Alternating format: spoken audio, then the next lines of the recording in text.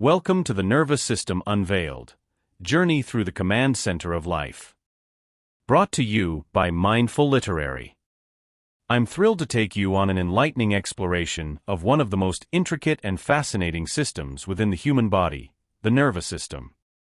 From the moment we take our first breath, the nervous system is hard at work, orchestrating every movement, sensation, and thought. It's the conductor of the body's grand symphony, ensuring harmony and balance in every aspect of our lives. In this audiobook, we will journey deep into the core of our being, uncovering the science behind the nervous system, its extraordinary capabilities, and the profound impact it has on our daily lives. We'll begin by laying the groundwork with a comprehensive understanding of the nervous system's basic structures and functions. As we progress, we'll delve into the complexities of brain functions, sensory experiences, and the remarkable process of neuroplasticity. You'll discover how the nervous system adapts and heals, and how it influences our emotional and physical well-being. This journey isn't just about the science, though. It's also a personal exploration.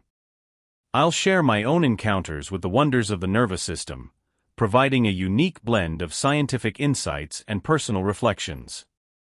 Through stories, examples, and expert knowledge, we'll uncover the mysteries that make the nervous system the true command center of life. So, whether you're a student of biology, a health enthusiast, or simply curious about what makes us tick, this audiobook is for you. Join me as we embark on this fascinating journey into the depths of the nervous system. Together, we'll unveil the secrets that lie within, illuminating the path to a deeper understanding of ourselves and the incredible network that powers our existence. Chapter 1. The Spark of Life. The science behind our nervous system. The moment I learned about the nervous system in school, it felt like entering an entirely new universe. Picture tiny highways within your body, endlessly busy, transmitting crucial signals that keep you alive, conscious, and functioning. This world is more complex than any metropolis, with bustling activity that keeps every part of you connected to the other. It's like a profound symphony where each note represents a signal, and the orchestra is your body. Our journey begins in the brain, the enigmatic command center. The brain is like the master conductor of this orchestra, sending out countless electrical signals through the nerve cells, also known as neurons. Each neuron is a messenger, relaying information at lightning speed through intricate networks called neural circuits. It's mesmerizing to think that every decision, movement, and even the beating of your heart originates from these electrical whispers, traveling down the axons of neurons. Imagine touching a hot surface. Instantly, your hand pulls back, almost before you consciously realize it's hot. This rapid reaction is thanks to the reflex actions governed by the spinal cord, another essential part of our nervous system. The spinal cord acts as a superhighway for signals between your brain and the rest of your body, coordinating reflexes and basic motor skills without involving the brain at all. Diving deeper, we find that the nervous system is split into two main parts: the central nervous system, CNS, and the peripheral nervous system, PNS. The CNS, composed of the brain and spinal cord, manages the body's most critical functions. It's the processing center for sensations and thoughts. Meanwhile, the PNS acts like an extensive communication network, linking the CNS to limbs and organs. This allows your body to react and adapt to the ever-changing environment around you. Neurons communicate through a fascinating process called synaptic transmission. At the junctions between neurons, called synapses, chemical messengers known as neurotransmitters leap across the gap to pass the signal along. This microscopic dance happens billions of times every second, allowing us to think, feel, and move. It's a process so rapid and efficient that it seems almost magical. But with all this complexity, how do things not go wrong? Sometimes they do. Diseases like multiple sclerosis, Parkinson's, and other neurological disorders are stark reminders of how vital and yet fragile this system is. They disrupt these pathways, leading to motor control problems, cognitive impairments, and other challenging symptoms. Our understanding and shaping of these conditions is ongoing, relying heavily on research into the microscopic workings of neurons and their networks. As we unearth more about the nervous system, it becomes clear that this bioelectric wonder within us is a testament to the marvels of biology and evolution. Each discovery is like decoding another line in the grand script that defines who we are and how we operate. Intricate, efficient, and essential, the nervous system is undoubtedly one of the most compelling stories our bodies have to tell. Embryonic development of the nervous system.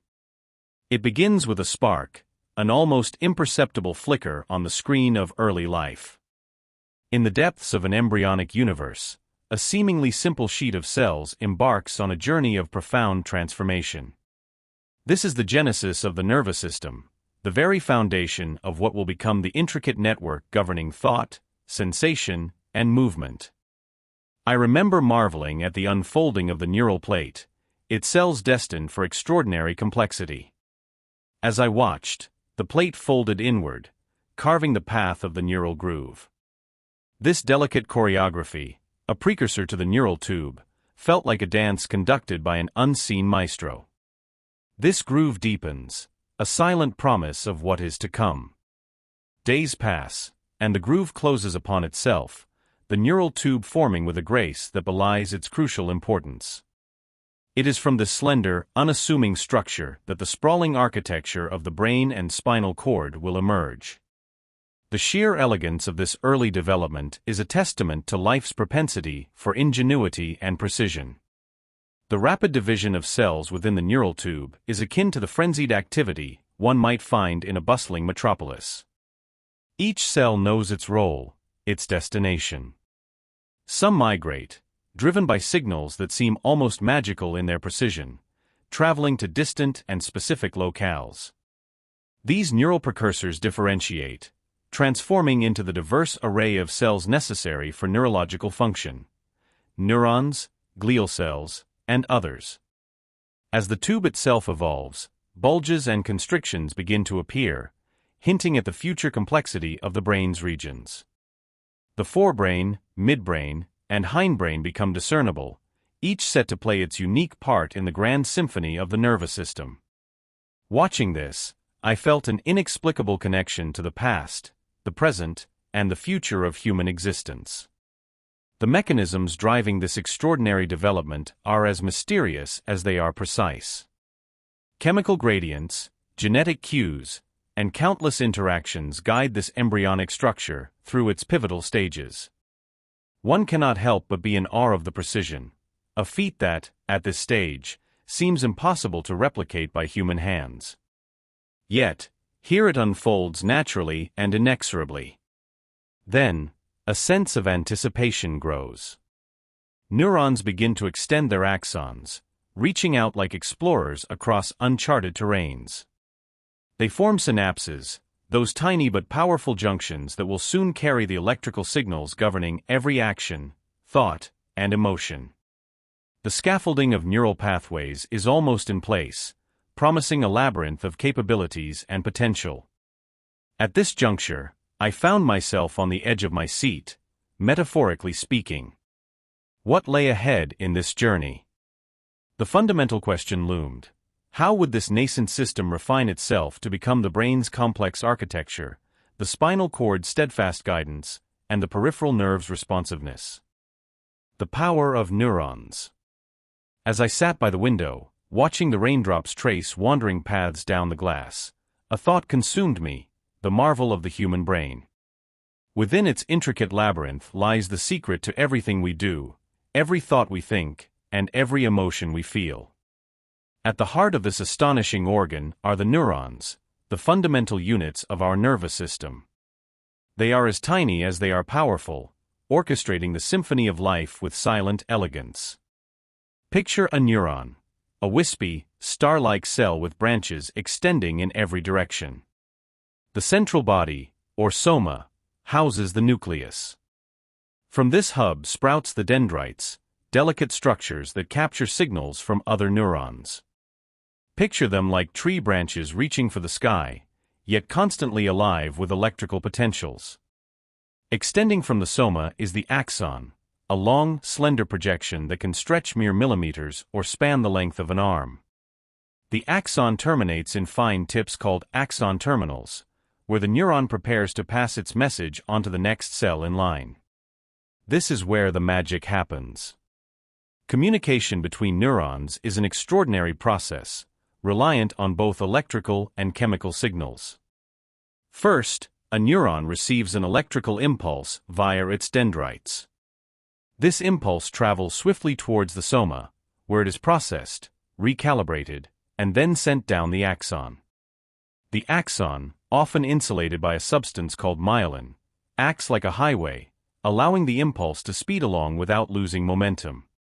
At the axon terminals, the electrical message triggers the release of neurotransmitters, tiny chemical messengers that cross the synaptic gap to bind with receptors on the next neuron. And just like that, the message continues its journey through the neural network. We often take for granted this unseen ballet happening within us. Every thought that dances through your mind, every emotion that sweeps over you, every move you make, is the result of millisecond-precise transmissions among billions of neurons. The motor neurons, for instance, relay messages from the brain to your muscles, commanding them to contract or relax. Sensory neurons convey information from the senses, be it a beautiful sunset or the sharp sting of a needle, back to your brain for processing. Then there are the interneurons, the connectors, which create complex pathways ensuring that signals reach their intended destinations with impeccable timing. Sitting there, lost in my contemplations, a newfound respect flooded over me. Our lives are nothing short of miraculous, driven by these microscopic powerhouses. It's a humbling realization, understanding that the ability to think, feel, and move hinges on the flawless function of neurons working in harmonious unity. And, with this awareness, I found myself peering into the depths of my own mind, wondering at the extraordinary, bustling universe it contained. Chapter 2. Wired for Reaction. Fight or Flight Response. It was a crisp autumn afternoon. The sun hung low in the sky, casting a warm, orange hue over the neighborhood. I was taking a leisurely stroll, lost in the serenity of the moment, when something unexpected happened. Out of the corner of my eye, I spotted a large, menacing dog, its eyes locked onto mine with a gaze that sent chills down my spine. The dog's growl rumbled like distant thunder, a clear threat that seized my attention. In an instant, my body reacted. It felt as if some internal switch had been flipped, and I was suddenly hyper-aware of every detail around me. My heart started pounding in my chest, each beat echoing through my ears. My breathing quickened, my lungs working overtime to flood my body with as much oxygen as possible. Time seemed to slow down, my senses sharpening beyond their usual capacity. My muscles tensed, ready for action, whether it was to fight or flee. I could feel a rush of adrenaline coursing through my veins, making me feel almost invincible, yet acutely aware of the danger. This was the body's fight-or-flight response, an evolutionary mechanism designed to protect me in moments of acute stress. The nervous system was hard at work, the sympathetic branch taking the driver's seat. My pupils dilated, enhancing my vision to detect the slightest movement. Blood flowed away from non-essential systems and surged into my muscles, preparing them for a rapid response. My digestive system took a back seat, conserving energy for what might come next. Even my skin seemed to respond, tiny hairs standing on end, making me acutely aware of the cool breeze that suddenly felt chilling. But it wasn't just my body responding. My mind was racing too. Scenarios played out in my head with rapid speed, running for cover, finding something to defend myself, calling for help. Each thought was another dart on an invisible board of choices. I could confront the danger or make a swift getaway. This dichotomy, this primal decision, was something every human had faced since the dawn of time. The dog took a step closer, its muscles taut under a sheen of dark fur. My decision time was running out. My breath caught, and I felt the ground firm beneath my feet, ready to push off in any direction.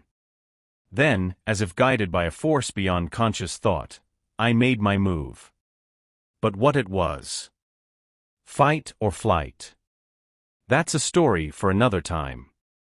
The importance of reflexes. My first memory of reflexes takes me back to a seemingly mundane day in the park. I was sitting on a bench, lost deep in thought, when a bee buzzed towards me. Without even a conscious thought, my hand swatted it away. The movement was quick, almost violent, surprising not just the bee but myself. This seemingly simple act saved me from a painful sting, and it was then that I first grasped the inherent power of reflexes. Reflex actions are those instantaneous responses that occur without our voluntary control, designed primarily to protect us from immediate harm. Neurologically speaking, these reflexes are wired into our system through neural pathways, known as reflex arcs. These arcs bypass the brain, sending signals directly to our spinal cord, which triggers an immediate response. It's a fail-safe mechanism evolved to minimize damage before we even have the time to deliberate a conscious action. I recall reading a fascinating research article during my college years. It described how humans have evolved a myriad of life-saving reflexes, from the blink reflex to protect our eyes, to the gag reflex that prevents us from choking. More dramatic are the withdrawal reflexes, touching a hot stove and immediately yanking your hand back, or stepping on a sharp object and instantly leaping away. These actions occur in mere milliseconds, faster than the speed of thought, protecting us from potential injury. One particularly impactful experience underscored this realization for me. I was skiing with friends in the mountains, navigating a particularly treacherous slope. Without warning, a patch of ice sent me careening uncontrollably. My muscles reacted in an instant, adjusting my body with a series of rapid, precise movements to prevent a catastrophic fall. It was as if my body had a mind of its own, performing a ballet of survival that my conscious thoughts could only catch up with after the fact. That momentary lapse of control was terrifying, but also deeply illuminating. Recently, during a family gathering, I saw how reflexes have influenced even the youngest members of our species. My niece, barely able to walk, tottered towards the fireplace. Before any adult could react, her father quickly scooped her up, a reflex born out of pure survival instinct. These ingrained responses are transferred across generations, a silent testimony to the evolutionary significance of reflexes. Understanding reflexes has made me more attuned to the silent wonders of the human body. These automatic responses are, in a sense, our body's way of communicating the importance of survival, urging us to act before we even know it's necessary. It's a dance orchestrated by intricate neural connections, an involuntary ballet that, more often than not, preserves our well-being. These reflections on reflexes not only resonate with our biological intuition, but also offer a deeper appreciation of the unseen mechanisms that safeguard our lives. Each jerk of a muscle, each hesitant blink, teaches us that sometimes, the most crucial actions are the ones we can't control. In these moments of raw instinct, we find a profound connection to the essence of being alive. Understanding brain signals. Have you ever marveled at the power of our brain? I often do, especially when I think about the intricate dance of electrical signals that govern every aspect of our existence. Picture this: a complex web of neurons firing off like tiny fireworks, each spark representing a thought, a movement, a sensation. The brain is an awe-inspiring organ, capable of remarkable feats through the delicate orchestra of electrical impulses and synaptic transmissions. Let me take you on a journey into the heart of this extraordinary process. Imagine for a moment you're reaching out to pick up a coffee cup. The intention to pick up the cup begins as a simple thought in the brain's motor cortex. This intention triggers a cascade of electrical impulses that travel through our neural network. These impulses, or action potentials, are the fundamental units of communication within our nervous system. Now, these action potentials are quick, almost instantaneous flashes of electrical activity, zooming down the axons of neurons. When they reach the synapse, a tiny gap between neurons, a fascinating transformation occurs. The electrical signal prompts the release of neurotransmitters, chemical messengers that bridge the gap. These neurotransmitters bind to receptors on the neighboring neuron, converting the chemical signal back into an electrical one. And so, the impulse continues its journey, neuron to neuron, a relay race of sorts, until it translates into action. As the impulse reaches the spinal cord and then the relevant muscles, the command is clear: grasp the cup. Your fingers, guided by this finely tuned signal, close around the handle. Simultaneously, sensory neurons send feedback to the brain, ensuring the grip is just right, not too firm, not too loose. In this seamless interplay, the brain and body communicate, making the once mere intention a tangible reality. But it's not just physical actions that our brain signals orchestrate. They are also the essence of our thoughts, emotions, and memories. When you recall a cherished moment, like the aroma of freshly baked cookies from childhood, it's those same electrical impulses at work, retrieving and replaying the memory. Synaptic transmissions allow different regions of the brain to share information, making connections and forming the very fabric of our consciousness. In moments of deep contemplation, like the one we're sharing now, I find myself in awe of this intricate dance. How these tiny electrical flashes, so minute yet profoundly powerful, define who we are and everything we do. With every thought and movement, we're reminded of the brain's extraordinary capacity, an ongoing symphony of electrical marvels that underpins our very existence. And just as we're grasping the depth of this phenomenon, we realize there's still so much more to discover, more mysteries to unravel in our understanding of brain signals. Chapter 3: The Brain, Command Center. Role of the brain in nervous system. As I gaze at a simple cup of coffee, it is astonishing to consider the symphony of brain regions working in harmony. Each sip demands precise coordination, sensory input, emotional response, and motor function. The brain's role is nothing short of a conductor guiding an orchestra, each section playing its vital part to form a complex, unified whole. Consider the prefrontal cortex, sitting proudly at the front of the brain. It's here that our intricate thoughts and decision-making abilities reside. When you deliberate whether to indulge in that sweet dessert, it's your prefrontal cortex meticulously weighing the pros and cons. It is the very essence of our consciousness, our rational thought, and our ability to project into the future. However, any virtuoso performance requires not just a conductor, but also a rhythm section, something to keep the beat steady. Enter the basal ganglia, a group of nuclei central to movement and habit formation. They ensure our motions are fluid and our routines smooth. Each step we take, each habitual action we perform, is orchestrated by their steady hand, ensuring our journey through life is one of grace and efficiency. Then there's the limbic system, the emotional heart of the brain. Within its embrace lies the amygdala, a small almond-shaped cluster driving our flight or fight responses, and the hippocampus, the keeper of memories. Together they operate like emotional metronomes, responding to life's events with bursts of joy, pulses of fear, or waves of nostalgia. It is within this system that we find the raw, passionate beats that color the music of our lives. And as the melody of life continues, the cerebellum, discreet yet essential, ensures that all elements remain in sync. Responsible for balance and coordination, it works tirelessly in the background. When a pianist's fingers glide effortlessly over the keys or an athlete maintains perfect form, it is the cerebellum's quiet genius at play. To fully grasp the profound interconnectedness, one cannot overlook the brainstem. This core structure, only about the size of a thumb, is the life force of the nervous system, controlling essential functions like heart rate and breathing. It is the silent beat, the fundamental rhythm without which the concert would cease.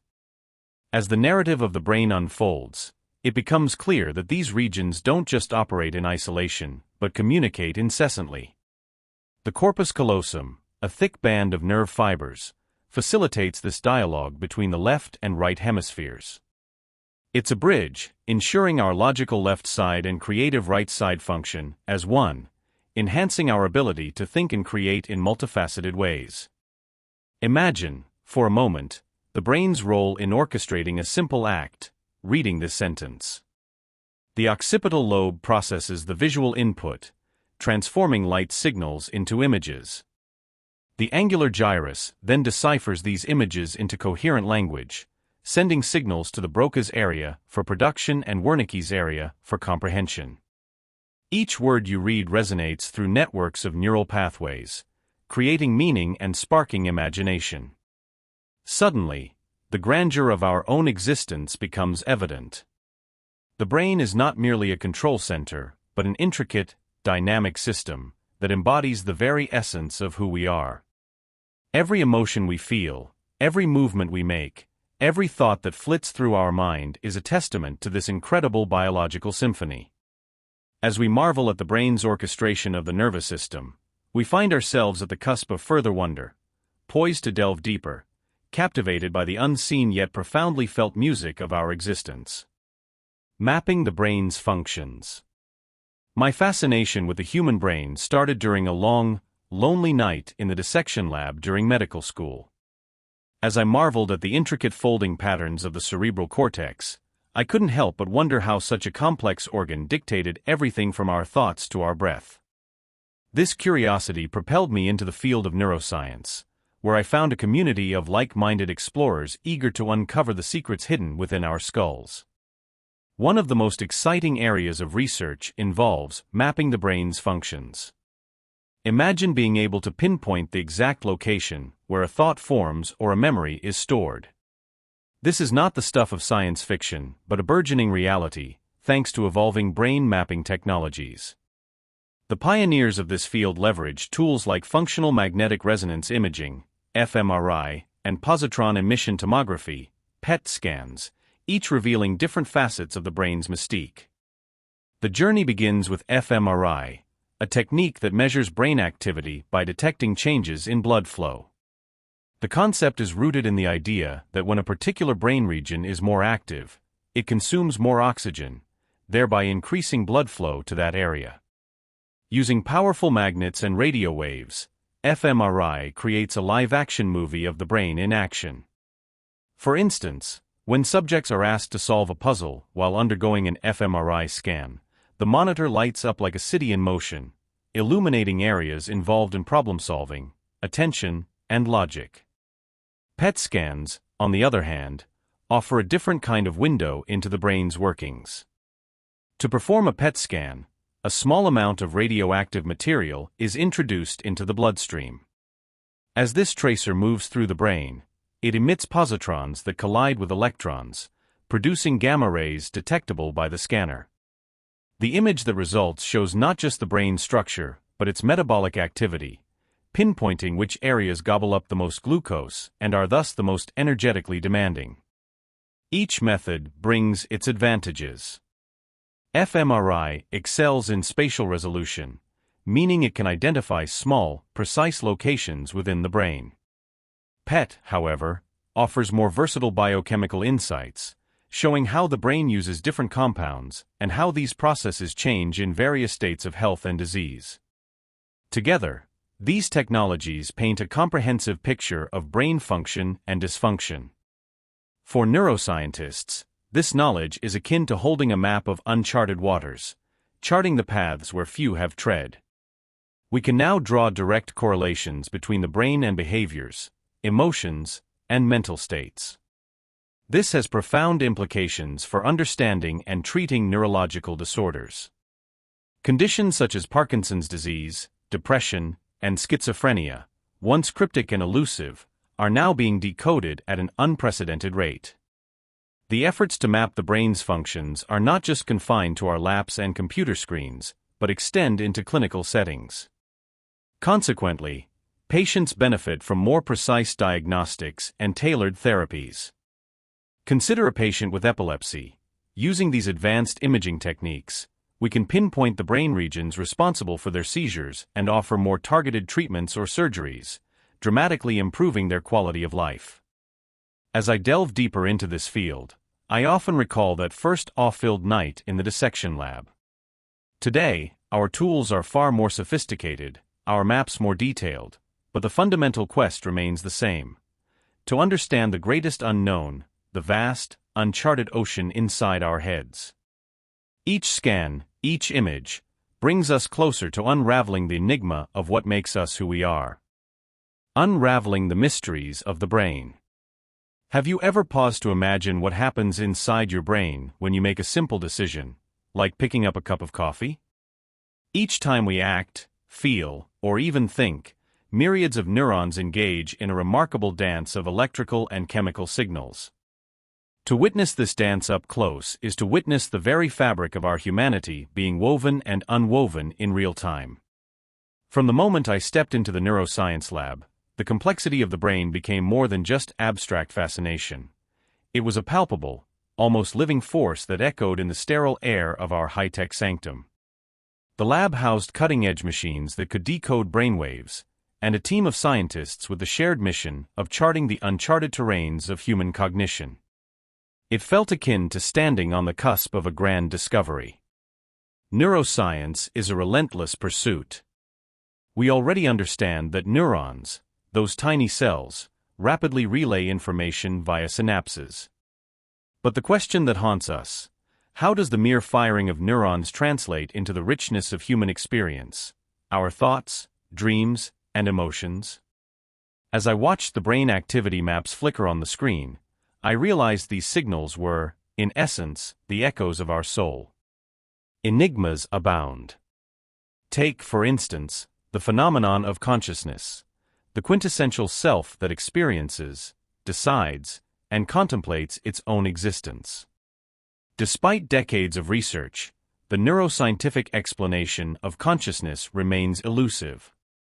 The Human Connectome Project has mapped the pathways of our brain, yet the code that renders subjective experience out of objective neural activity continues to mystify us. I remember an experiment vividly: a volunteer laid in an fMRI scanner, her brain activity being recorded as she thought about her favorite childhood memory. The scanner captured vivid, almost poetic patterns of neural activity, but it couldn't tell us why that memory felt warm to her. How do electrical impulses create the sensation of nostalgia? These questions lingered in the air, unanswered and tantalizing. Another area that continually intrigues us is the plasticity of the brain. Its astonishing ability to reorganize itself by forming new neural connections. In patients recovering from strokes, we've observed how parts of the brain can adapt to take over lost functions. Yet, this adaptability is also a puzzle. Why does the brain sometimes fail to repair itself, as seen in neurodegenerative diseases like Alzheimer's and Parkinson's? Here we stood, armed with intricate machinery and copious data, but often it felt as if we were mere students trying to decipher an ancient, cryptic manuscript. Emerging research on memory redefined our understanding of forgotten lore and bygone events. One theory suggests memories are not fixed, but are rather dynamic and subject to continuous alteration. Each time you recall a memory, it is subtly rewritten. But how does this reconciliation orchestrate the delicate balance between preserving our past and updating it? The sensation of déjà vu, fleeting and eerie, hints at an underexplored frontier of memory and perception. As I walked out of the lab that evening, the sky painted in hues of dusk, the sense of awe didn't fade. Instead, it deepened. I realized that unraveling the mysteries of the brain was more than a scientific quest. It was also a profoundly human journey, a journey into understanding what it means to be conscious, to remember, to feel, and ultimately, to be. Chapter 4: Navigating the Senses. Vision and optic nerve. As I sat by the window, the golden hues of the setting sun filtered through the glass, painting everything around me in warm, ethereal light. It was here, in these quiet moments, that I often pondered the marvel of sight. The vibrant blend of colors, the sharpness of the distant trees, and the intricate details of my hand as I held it up against the light, all conveyed a story of how our eyes and brain collaborate to create what we perceive as the world. The journey of sight begins as light enters the eye, passing through the cornea and lens, which focus it onto the retina. The retina, a layer of photoreceptor cells at the back of the eye, translates this light into electrical signals. These photoreceptors, known as rods and cones, are specialized for different types of vision. Rods for low light and peripheral vision, and cones for color and detail. My fascination, however, lay with what happened next, the optic nerve's role in this symphony of sight. The optic nerve, often referred to as the cable connecting the eye to the brain, is a bundle of more than 1 million nerve fibers.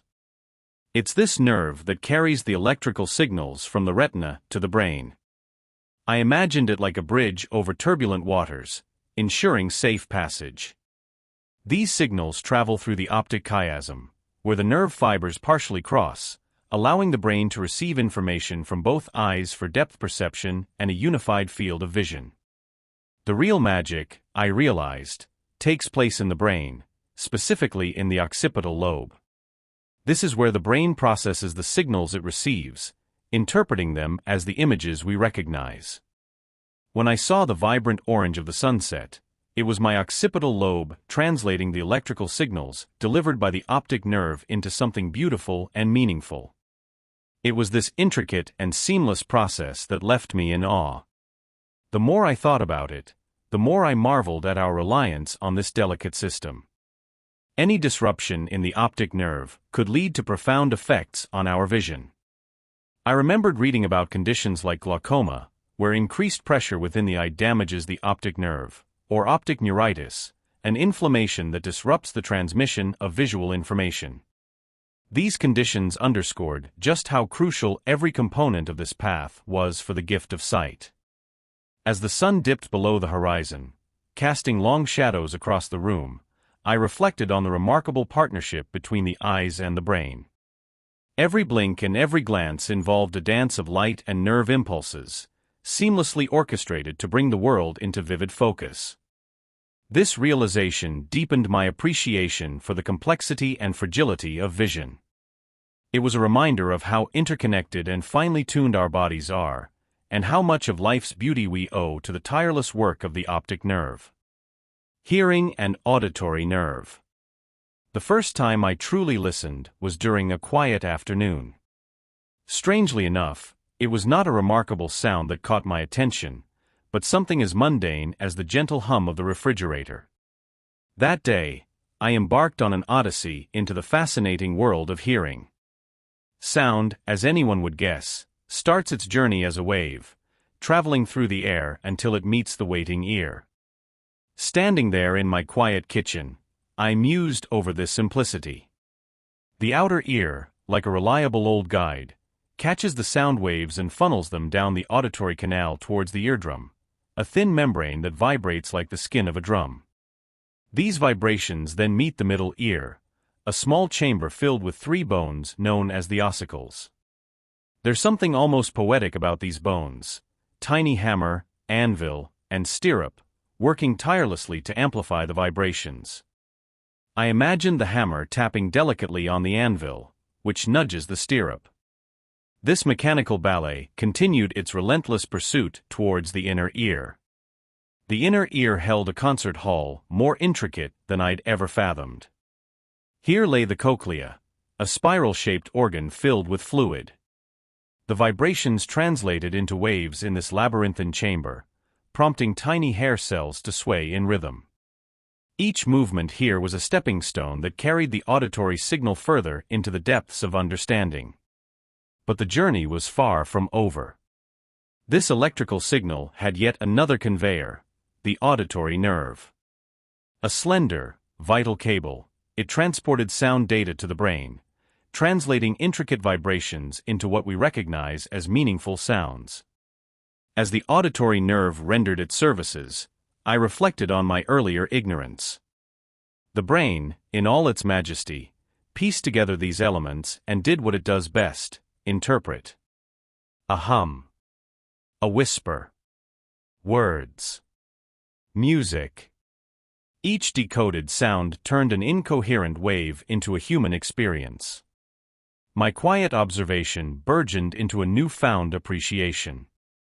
While I stood there, bathing in the subtle hums and whispers of my environment, I found myself questioning what might happen if just one part of this intricate system failed. Would silence become the shadow I could never escape? Taste, smell, and touch. Sensory integration. I was always fascinated by how a simple whiff of a scent could transport me back to my childhood kitchen, where my mother's freshly baked cinnamon rolls perfumed the air. As a child, I would often close my eyes and savor the aroma, like an invisible thread tying me to those moments of warmth and comfort. Through the complexity of our senses, a delicate harmony is formed between taste, smell, and touch, crafting the very fabric of our conscious experience. One morning, my curiosity led me to explore just how intricately these senses are woven together. I decided to start with the most direct: taste. Imagine biting into a ripe strawberry. The sweetness floods your mouth, but there's more to it than just flavor. The subtle perfume of the fruit, released with every bite, dances with the taste and enhances the overall experience. I realized then that our sense of taste is not an island. It relies heavily on smell to complete the picture. Smell, the most evocative of the senses, often operates in the background of our lives, yet influences us profoundly. Walking through the bustling local market, I passed stalls bursting with fresh herbs, citrus, and spices. Each scent seemed to be a different color, painting vivid memories and emotions in my mind. The brain's olfactory bulb, situated close to the region responsible for emotion and memory, ensures that smells and memories are forever linked in a sensory symphony. But why stop there? I mused. Touch, too, was an integral part of this sensory trio. I reached out to touch a velvet-soft peach, its subtle resistance under my fingers a prelude to the juicy burst I anticipated. It struck me that textural sensations often serve as vital cues. The crisp snap of fresh bread crust or the silkiness of melted chocolate enrich our perception of taste and smell, transforming eating into a multisensory delight. The process of sensory integration felt almost like choreography, a dance between neurons that interpret these stimuli and the brain regions that blend them to form a cohesive experience. The sensory receptors gather information and relay it to the brain like notes in an orchestra, where the brain acts as the conductor, ensuring that everything works in harmony. Each sense lends its unique nuance, creating a symphony that defines our interface with the world. As the day waned, I found myself reflecting on how essential this integration was to our very essence. Our senses were not operating in silos, but intricately linked, creating a richer, fuller picture of our lives. This blending of taste, smell, and touch might just be the key to unlocking deeper layers of human perception. The idea tantalized me, urging me to delve even deeper, to explore the endless possibilities hidden within the realm of our senses. By now, the sun dipped beneath the horizon, casting long shadows and prompting the markets to close. I felt a sense of gratitude mixed with curiosity. Our sensory experiences, often overlooked, were gateways to endless discovery. And yet, with each revelation came an intensified craving for understanding, the realization that there was still so much more to uncover. In the silence of that twilight hour, I knew I had only scratched the surface of this remarkable sensory integration. Chapter 5: The Highway of Communication. Understanding Synapses and Neurotransmitters. The first time I truly grasped the complexity of the brain was not through textbooks, but during a moment of sheer fascination, while watching a close friend, a neuroscientist, work in his lab. I had been invited to spend the afternoon shadowing him, and the hum of high-tech equipment and the sterile, meticulous environment of the lab set the stage for a deeper revelation. As I peered through the microscope, my friend explained, What you're seeing is a synapse, the tiny gap between two neurons. The visual was underwhelming at first, tiny dark spots in a sea of gray. However, as he elaborated on the function of these microconnections, the space began to teem with invisible potential. Every thought, every movement, emotion, and memory is facilitated by these connections, he continued. It was as though I could feel the fizz of electricity, the spark of life passing through a microscopic chasm with colossal implications. Neurons are the brain's communication network, but they don't touch each other directly. They need synapses to relay messages. A neuron sends signals through its axon and releases chemicals known as neurotransmitters into the synaptic gap. Picture it like sending a letter across a vast void. The letter, our neurotransmitters, must not only cross this distance, but also be received correctly on the other side for the message to mean something. While my neurons connected this fresh knowledge, my friend handed me a chart showcasing different neurotransmitters. Glutamate, dopamine, serotonin, his words reverberated with significance. These names were not just biological jargon. They were the essence of feelings and reactions, the scaffold of our daily experiences. Glutamate is our great exciter, making neurons more likely to fire off an impulse. In contrast, GABA acts as our calming agent, putting the brakes on potential overexcitement. Then, there's dopamine, often termed the pleasure molecule. It's less about joy itself and more about the anticipation and motivation behind actions. Suddenly, human behavior, with all its intricacies and contradictions, seemed a tad more comprehensible. From the sharp pang of desire to the gentle comfort of calm, these molecules choreographed our mental ballet. As the afternoon waned, I watched a fluorescent dye dance across a neuron surface, mimicking the activity of neurotransmitters. There was something ethereal and almost poetic in this animation of life's smallest, most profound exchanges. Every time you learn something new, my friend said, your brain rewires itself, forming stronger connections. It dawned on me then that understanding synapses and neurotransmitters was not merely an academic exercise.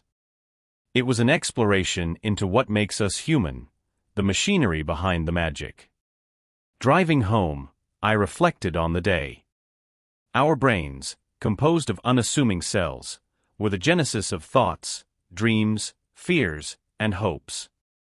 As an immense respect for these minuscule messengers and gaps grew within me, an unease also settled in. If these synaptic connections could amplify or diminish, what did that mean for mental health? Were we merely at the mercy of these microscopic maestros, or could we learn to wield them, guide them, perhaps even heal them? That night, with thoughts firing rapidly in my own synapses, I couldn't help but feel a stirring curiosity mixed with a profound sense of humility. The true adventure lay in the understanding and eventual mastery of these tiny but mighty connectors, a journey that felt both exhilarating and daunting. And as with any great story, it ends with a question, lingering and unresolved, beckoning one to turn the page and delve deeper. How information travels in the nervous system. The moment Dr. Valentine touched the gleaming surface of the neuron model, a spark of curiosity ignited within me. She had always been one to emphasize a hands-on approach. Here, she said, pointing at the dendrites with her pen. Think of these as the receptive antennae. The tiny listeners of the nervous system. I grasped the weight of her words, imagining the millions of microscopic whispers reaching out to form connections. These electrical signals, or action potentials, start their journey here, she continued, tracing the line down the axon. Once initiated, they travel swiftly, almost like a whispered secret racing through a long corridor, fueled by ions that rush across the membrane. I could almost see the electrochemical exchange, like energetic fireflies zipping back and forth, each one carrying vital information. The real marvel, though, lay in the synapse. As Dr. Valentine described the synaptic cleft, a thin gap between neurons, I could sense the tension. Imagine an Olympic jumper, she smiled, bracing for the leap from one neuron to another. Neurotransmitters are released into this tiny space, carrying the signal across this divide, ensuring continuity. Her excitement was contagious, and I felt the same, as if the synapse itself crackled with anticipation, ready for the neurotransmitters to complete their daring jump. As she guided me through the maze of our nervous system, I couldn't help but marvel at the precision and coordination this biological network displayed. Like a well-rehearsed orchestra, each neuron played its part, creating a symphony of electrical impulses and chemical messages. I realized then that every sensation I felt, every movement I made, and every thought I pondered depended on this intricate communication network. Dr. Valentine paused, her eyes gleaming with a mixture of pride and reverence. This is how we make sense of the world, how we respond to it. Her voice dropped to a near whisper. It's astonishing, really, how every voluntary and involuntary action hinges on these delicate pathways. As I absorbed the magnitude of her words, a profound respect for the complexity and elegance of the nervous system enveloped me. Each neuron's journey was not just physiological, but also a testament to the intricate design of life itself. Just then, a sharp ring broke the silence, jolting me back to reality. My phone buzzed with an urgent message. Dr. Valentine raised an eyebrow, signaling it was time for me to embark on my own journey, a practical application of all I'd learned. I felt a surge of adrenaline, knowing that, like the neurons, I too had to navigate the synapse of my new challenge, bridging the gap between knowledge and execution. The language of neuroplasticity. The human mind has always fascinated me. It's an intricate tapestry of thoughts, emotions, and experiences all interwoven in a way that creates our sense of self. But nothing captivated me more than the brain's astounding ability to rewire itself. This is neuroplasticity, our brain's miraculous capacity to reorganize by forming new neural connections, particularly in response to new information or after sustaining an injury. I still remember the first time I saw neuroplasticity in action. It was during a clinical rotation in medical school. Henry, a middle-aged man with an ever-present jovial smile, had suffered a stroke. The stroke had left him unable to move his right arm and leg and had significantly impaired his speech. In the beginning, it seemed that Henry's days of independence were behind him. But then, something incredible happened. Day by day, I witnessed Henry's progress. Small at first, twitches in his fingers, the hesitant movement of a toe, but gradually becoming triumphant strides. The therapists had him engaged in a regime that involved rigorous physical and cognitive exercises. His brain was challenged, pushed to its limits, urged to find new pathways, and, remarkably, it did. Within months, Henry was able to not just walk, but run. He began to speak in full sentences again, his words splintered but understandable. It was as if his brain had found new routes, bypassing damaged areas and creating fresh neural connections. It was during Henry's journey that I became fully enthralled by the concept of neuroplasticity. How could the brain, seemingly so fragile, be capable of such resilience and adaptability? Moreover, could this ability be harnessed intentionally, not just as a response to injury, but as a way to enhance learning and memory in everyday life? This question guided much of my subsequent study and practice. I dove into literature detailing how activities like learning a new language, playing an instrument, or even changing one's environment could influence neuroplasticity. It was thrilling to think that we had some measure of control over our brain's architecture. Each neuron, each synapse, held the potential for transformation. Neuroplasticity is the language of the brain, dynamic, adaptive, and constantly evolving. Our understanding of it is still in its infancy, yet the implications are staggering. Imagine a world where we could harness this capability fully, aiding in recovery from neurological diseases, optimizing learning processes, or even enhancing our cognitive abilities. The possibilities are limitless, bound only by our willingness to explore and understand this remarkable facet of our minds. As I reflect on Henry and all the patients who came after, I don't just see stories of recovery. I see testaments to the brain's incredible power and potential. The journey to unlocking the full language of neuroplasticity continues, and I am devoted to unearthing as many of its secrets as I can, one connection at a time. Chapter 6: Balancing Act, the Autonomic Nervous System. Sympathetic and parasympathetic nervous system. It was one of those rare evenings when everything felt extraordinarily calm. The city lights outside my window flickered like distant galaxies, tiny reminders of the chaos that lay just beyond the horizon. I sank into my chair, feeling the warm embrace of familiarity. My focus was on my breathing, each inhalation and exhalation a deliberate act of mindfulness. Little did I know, I was engaging in a silent dance between my sympathetic and parasympathetic nervous systems, the yin and yang of my body's internal harmony. The sympathetic nervous system, the harbinger of fight or flight. We've all experienced its grip. For me, it felt like a surge of electricity coursing through my veins whenever I encountered a high-stress situation. The last time it hit me hard was during a late-night drive. A lurking shadow from a side street, a car out of nowhere, ignited a cascade of reactions. My heart pounded, my muscles tensed, and my eyes widened to absorb every detail. It was like an invisible hand had flicked a switch, transforming me from a state of relaxation to heightened alertness. And just as swiftly, the moment of danger passed. The car sped away, and my breath returned to me in gasps.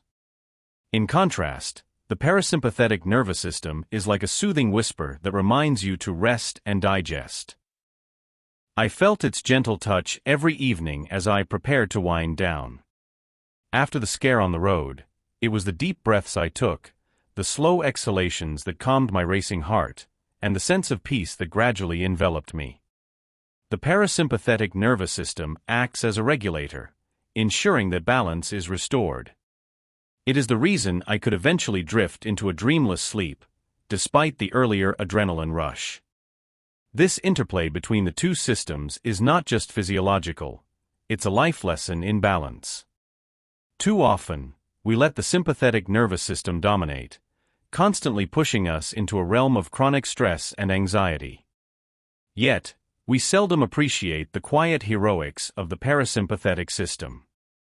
It's like an unsung lullaby that repairs, rejuvenates, and replenishes. The moments of mindfulness, the calming rituals before bed, they are not trivial acts but essential practices for allowing this system to perform its magic.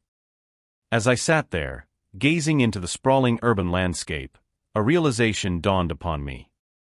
Mastering the balance between fight or flight and rest and digest is akin to tuning a finely balanced instrument. The chaotic beauty of existence is that every note, every high and low, has its place. The music of life is richer when we allow both the sympathetic and parasympathetic systems to play their parts, creating a symphony that is as exhilarating as it is serene. Regulating heart rate and breathing. It was a quiet, serene afternoon, one of those rare moments where time itself seemed to slow its relentless march. Every breath I drew felt deeper, more meaningful, as though each inhalation and exhalation had a story hidden within. Yet, beneath this tranquil veneer, a symphony of unseen mechanisms played ceaselessly, tirelessly keeping me alive.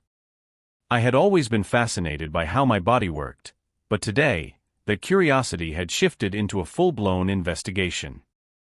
I remember sitting on the porch, feeling the gentle hum of my heart. It drummed a steady rhythm, 1, 2, 3, taking its cue from an orchestra conducted by the autonomic nervous system. This invisible maestro, I soon discovered, was responsible for controlling everything that my conscious mind took for granted. From regulating my heart rate to managing my breathing, it was the silent keeper of my life's essential melodies. I found it both humbling and profound to realize how little control I actually had over these vital functions. The autonomic nervous system is divided into two main branches, the sympathetic and the parasympathetic. The former gears us up for action, the latter calms us down. As I looked out at the setting sun, it struck me how these two opposing forces worked in perfect harmony. When I got excited, my sympathetic system would spike my heart rate and breathing, preparing me for whatever came next. When I relaxed, the parasympathetic system would kick in, slowing everything down, conserving energy, keeping me sustained. As evening descended, I decided to test this intricate balance myself. I began with something simple, breathing exercises. Each deep breath in filled my lungs to their fullest capacity, expanding my chest, while each slow exhale radiated calm through my veins. Almost instantly, I noticed my heart rate following suit, slowing down incrementally, as if attuning itself to my deliberate pace. It was an incredible feeling, realizing this connection between breath and pulse, a dance choreographed by an ancient part of my brain. But then, I decided to push it further.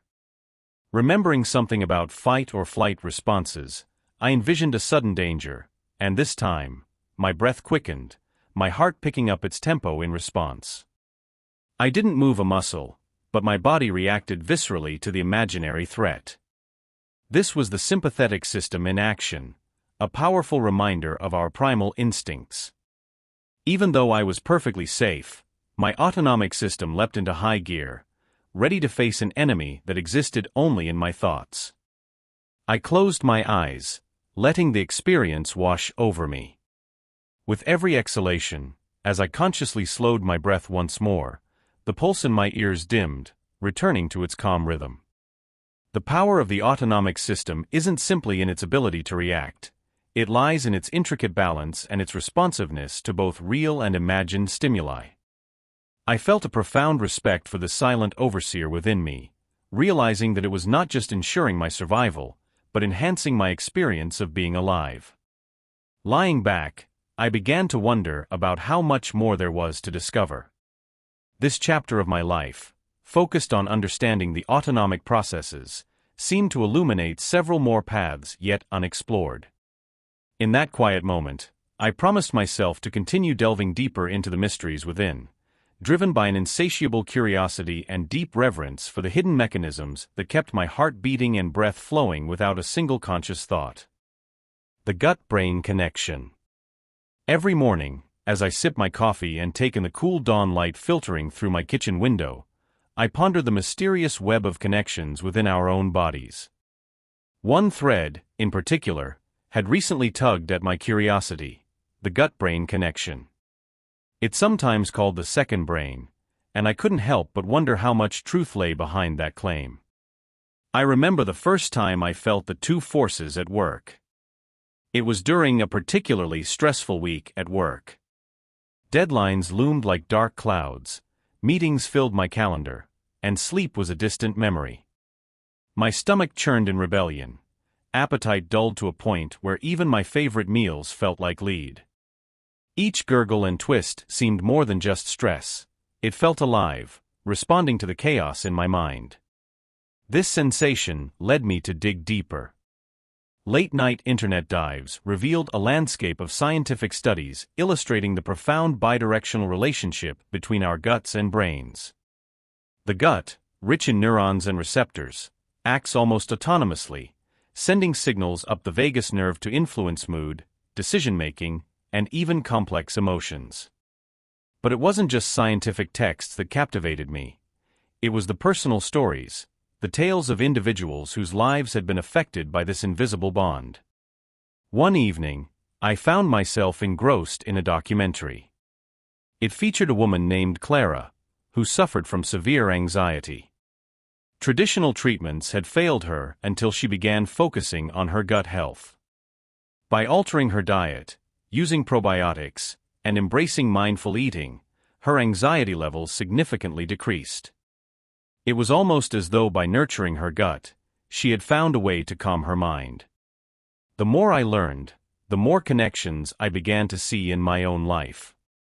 My grandmother's homemade sauerkraut, long hailed as a family cure-all, now seemed less like nostalgia and more like a practice steeped in gut-friendly wisdom. I thought about my own dietary habits, wondering how that extra cup of coffee or that late-night pizza affected my mental clarity the next day. One unexpected source of insight came from an old friend and neuroscientist, Dr. Robert Lowell. Over an afternoon coffee, Robert shared tales from the front lines of his research. He spoke of gut microbiota, trillions of tiny organisms living within us, dramatically influencing our brain function and mental health. He passionately described how certain strains of bacteria, once diminished by poor diet or chronic stress, left a void that diminished resilience, leading to disorders like depression and anxiety. Imagine, Robert said, eyes wide with excitement, if we could manipulate these microbiomes effectively. Many mental health issues could see revolutionary treatments. I could feel his enthusiasm sparking a fire within me to learn more. That night, lying in bed, I found myself turning over the day's conversations and discoveries. The mysteries of the gut-brain connection seemed to weave a story of their own, one still unraveling and full of promise. My thoughts drifted to Clara, whose story symbolized hope that understanding this connection might bring about profound change for many. There, in the quiet, settled a determination to explore further. What more could I discover? How could these findings transform daily life? With each breath, my curiosity grew, setting the stage for a journey that promised not just personal revelations, but perhaps insights that could touch the lives of others too. Chapter 7. The Mind-Body Connection. Psychosomatic Responses. I woke up with my chest feeling tight, a squeezing sensation that made each breath a conscious effort. The morning sun poured in through the curtains, casting a gentle light on another seemingly ordinary day. Yet, I knew something was wrong. My first instinct was to attribute it to the intense work pressure I had been experiencing.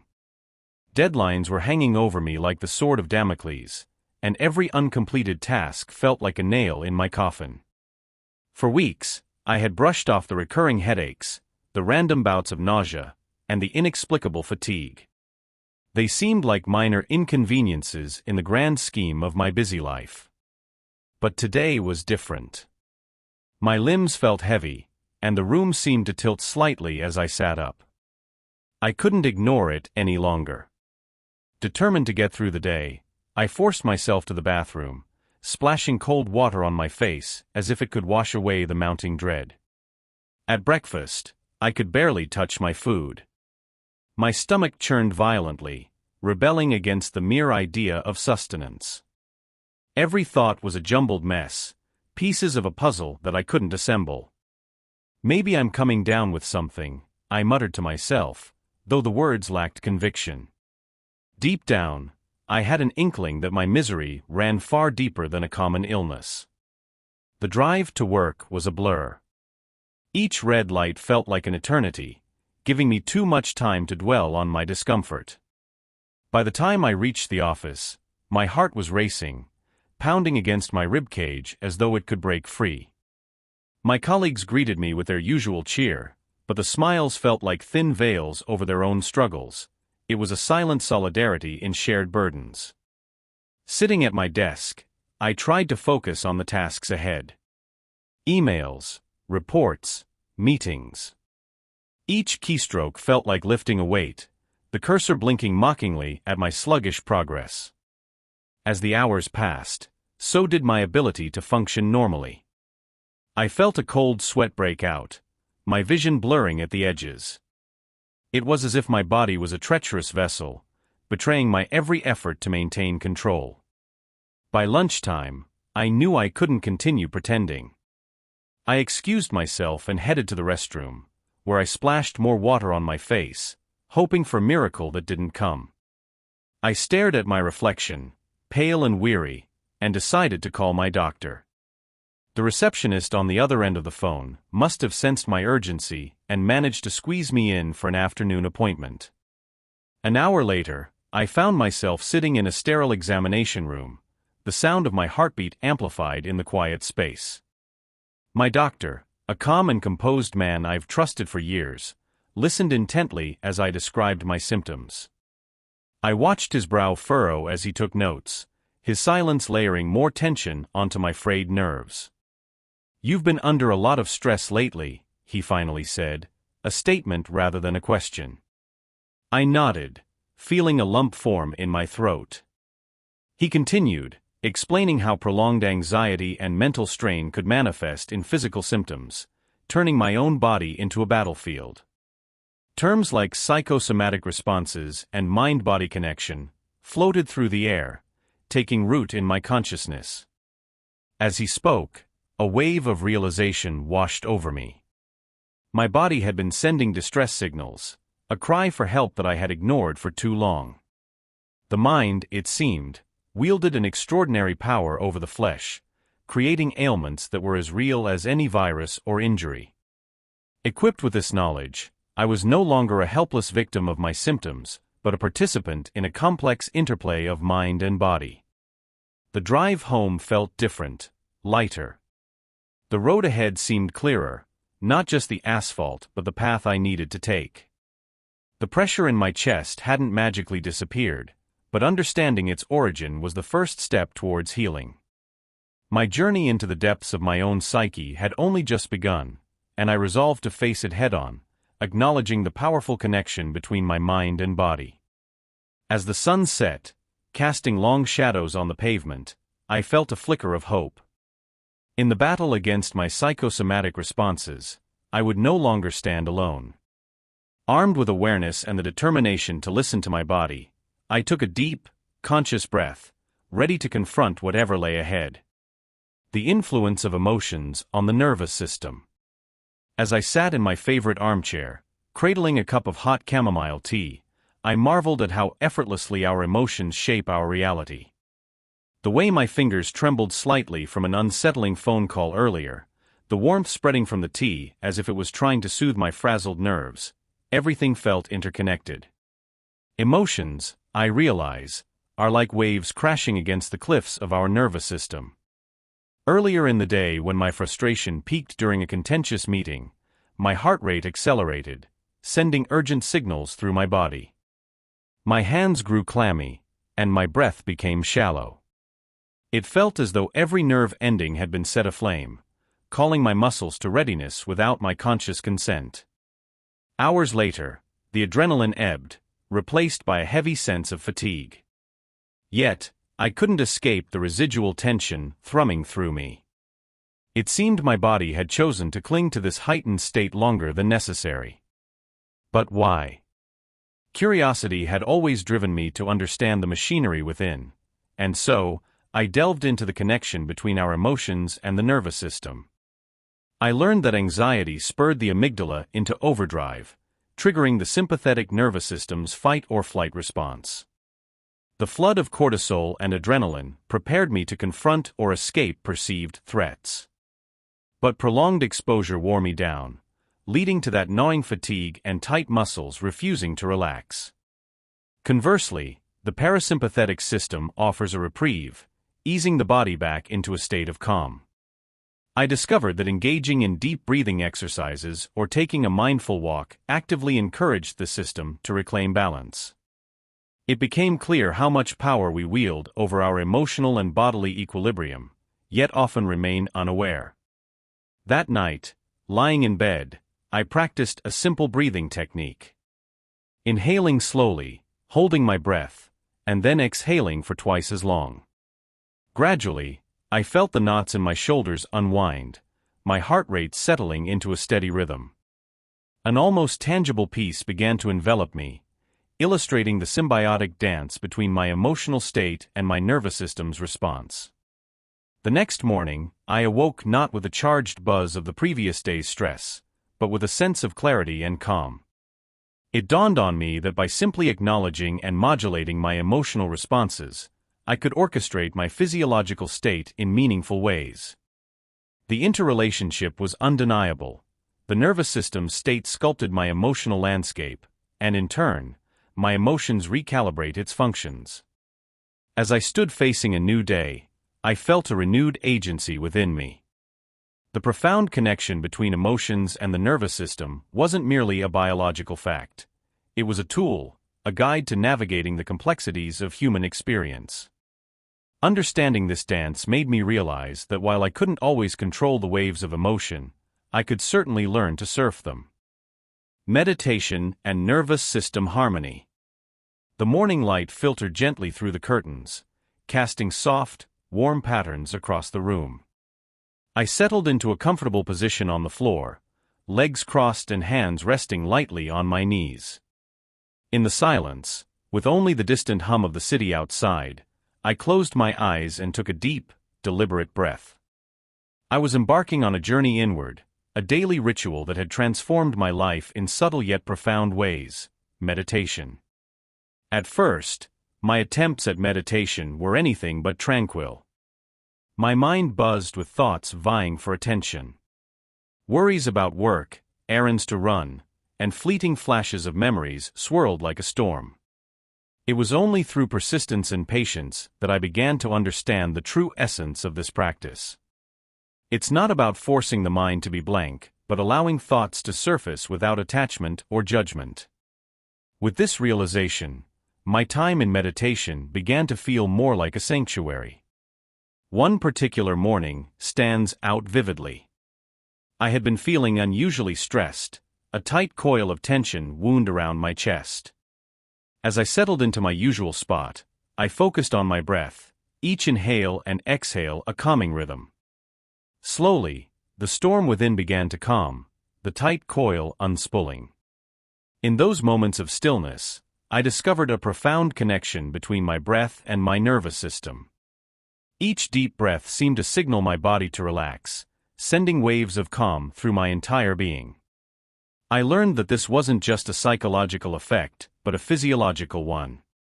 Meditation, particularly mindfulness meditation, affects the parasympathetic nervous system, the system responsible for rest and digestion. By engaging in this practice, I was activating my body's natural relaxation response, counteracting the chronic state of stress that modern life often imposes. The harmony I found through meditation wasn't simply in my mind. It was a holistic shift encompassing my entire nervous system. As days turned into weeks, I noticed significant changes. My reactions to stressors were different. They no longer elicited the same visceral response. I approached challenges with a clarity and calmness I hadn't known before. The once frequent headaches and muscle tensions became rare occurrences. My sleep improved, and I found myself waking up more refreshed. The benefits extended to my emotional well-being, fostering a deeper sense of contentment and balance. Encouraged by these positive changes, I began to explore different forms of meditation, guided meditations, loving-kindness practices, and body scans. Each offered unique benefits and further deepened my understanding of the mind-body connection. In group settings, I felt a shared sense of peace and unity, a collective harmony that was both comforting and inspiring. My journey inward had expanded outward, influencing not only my personal well-being but my relationships and interactions with the world. Yet, this journey is ongoing. Meditation is not a destination, but a continuous path of self-discovery and healing. Each session brings new insights and layers to peel away, revealing a deeper understanding of oneself. It is a dance between the breath and the nervous system, a delicate balance that fosters resilience against the storms of life. Through meditation, I have found a symphony of serenity, an enduring harmony within the very essence of my being. Chapter 8: Nerve Injuries and Repair. Understanding nerve damage. I felt a stinging sensation that day. My hand was trembling uncontrollably. Panic slowly took over my senses, and questions began bombarding my mind. How could a simple prick on my finger balloon into this? Little did I know then, that tiny injury was the beginning of a harrowing journey into the world of nerve damage. Nerve damage, I discovered, isn't just an unfortunate outcome of a severe accident. It's a subtle, often unnoticed invader that can creep into any corner of your body. Injuries, infections, or lurking autoimmune disorders, they all have the potential to turn our intricate nerve network against us. It's not merely the domain of an unfortunate few, but a silent specter that anyone might have the misfortune to encounter. The impact? Devastating. Nerve damage disrupts the body's intricate communication system, akin to a tree's roots rotting away, breaking its life-sustaining network. Simple commands like moving a finger become Herculean tasks. As I delved deeper into this enigmatic affliction, I realized how critical our nerves are. They act as messengers, relaying information between the brain and the body, with each pinch, burn, or jolt serving as their warning signals. Tarnished messages meant misfires at various junctures. Walking felt like treading on shards of glass. The dull throb in my limbs turned me into a marionette struggling with its strings. I imagined electrical circuits inside me, where disjointed sparks led to garbled signals. Tingling, numbness, and the dreaded pins and needle sensation. These were my companions, steadying themselves in the shadows, waiting to pounce at the slightest provocation. Living with nerve damage felt like walking a tightrope. The simplest acts, buttoning up my shirt, holding a glass of water without splashing the contents everywhere, became monumental tasks. My hands, once steady and reliable, seemed to betray me at the most inconvenient times. Each missed grip and faltered step were constant reminders of the invisible war waged within my nervous system. Disruptions cascaded into my daily life. The once melodic hum of interactions with others turned into a discordant symphony. Communicating was fraught with hesitation and clumsy explanations, as I tried to paint an evocative picture of my internal chaos. Friends and family, though well-meaning, couldn't fully grasp the phantom battles I fought every day. But therein lay the uncanny human spirit, its resilience. I wasn't alone.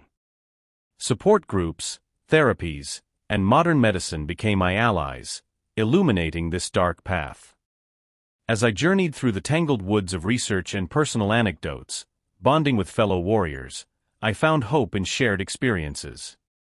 Slowly, I realized that understanding nerve damage wasn't just about diagnosing symptoms, but piecing together stories of survival and triumph. Neuroregeneration and rehabilitation. When I first encountered the concept of neuroregeneration, it felt like a revelation.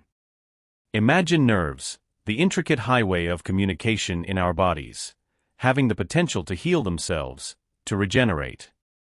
To some, the idea might evoke a sense of science fiction, but here I was standing on the frontier of medical innovation, witnessing firsthand the incredible capacity of the human body to heal. The inception of neuroregeneration begins at the cellular level. Unlike other cells in our body, neurons are notoriously difficult to regenerate. Yet, with advances in stem cell research and bioengineering, scientists have uncovered ways to stimulate neuronal growth. This process is not only intricate, but also awe-inspiring. In clinical trials, specialized cells called Schwann cells have been used to provide the right environment for nerve fibers to regrow, akin to gardeners sowing seeds in well-prepared soil. But neuroregeneration is just the start of a long journey. As remarkable as it is, regenerating nerves in a laboratory setting is one thing. Ensuring these nerves integrate seamlessly into the body is another. This is where rehabilitation steps in. It's a painstaking process of retraining the body to use these reborn pathways. To draw an analogy, think of it as trying to navigate with a newly mapped-out GPS system. You've got the directions, but it takes time to become familiar with the route. Mornings at the rehabilitation center were filled with a blend of hope and determination. Patients, aided by a team of specialists, engaged in exercises that seemed deceptively simple, lifting a finger, bending a toe, or even attempting a smile. Each minor movement was celebrated like a win in a marathon, for these were the first steps toward reclaiming independence. The room was often a symphony of encouragement and controlled effort, tension and triumph coexisting in perfect balance. I recall a patient named Mark, whose journey epitomized sheer resilience. A once avid mountain biker, Mark faced a life-altering accident that left him paralyzed from the waist down. His initial despair was palpable, yet, with the promise of neuroregeneration and an unwavering spirit, he embarked on a transformative quest. Slowly but surely, the formerly dormant nerves began to respond, and with rigorous therapy, Mark relearned to stand, then to take unsteady steps. As days turned into months, the progress was undeniable yet painstakingly sluggish. The road to recovery in neuroregeneration is not a sprint but an enduring marathon. It requires an intricate balance of medical innovation, patient perseverance, and the relentless support of healthcare professionals. Watching Mark and others in the rehabilitation center taught me not just about the potential of the human body, but also the unyielding strength of the human spirit. The future of neuroregeneration and rehabilitation is promising, but we must tread with cautious optimism. With every scientific breakthrough, there lies the reality of its limitations and the moral considerations. However, each patient's journey contributes a vital chapter to this unfolding narrative, illuminating the path for those who will follow. The miracles of tomorrow are being pieced together with the successes and learnings of today. As I left the rehabilitation center that day, the weight of what I had witnessed lingered. Each patient, each small victory, echoed a larger truth: that the human body, mind, and spirit are capable of profound regeneration. While the journey is far from easy, the fusion of cutting-edge science and indomitable willpower embodies a future where healing and hope walk hand in hand. Cutting-edge advances in nerve repair. My journey through the maze of neural injury treatment began several years ago, driven by a personal encounter that changed my life forever. I vividly recall the day when my younger sister, Amelia, had an unfortunate accident that left her with significant nerve damage.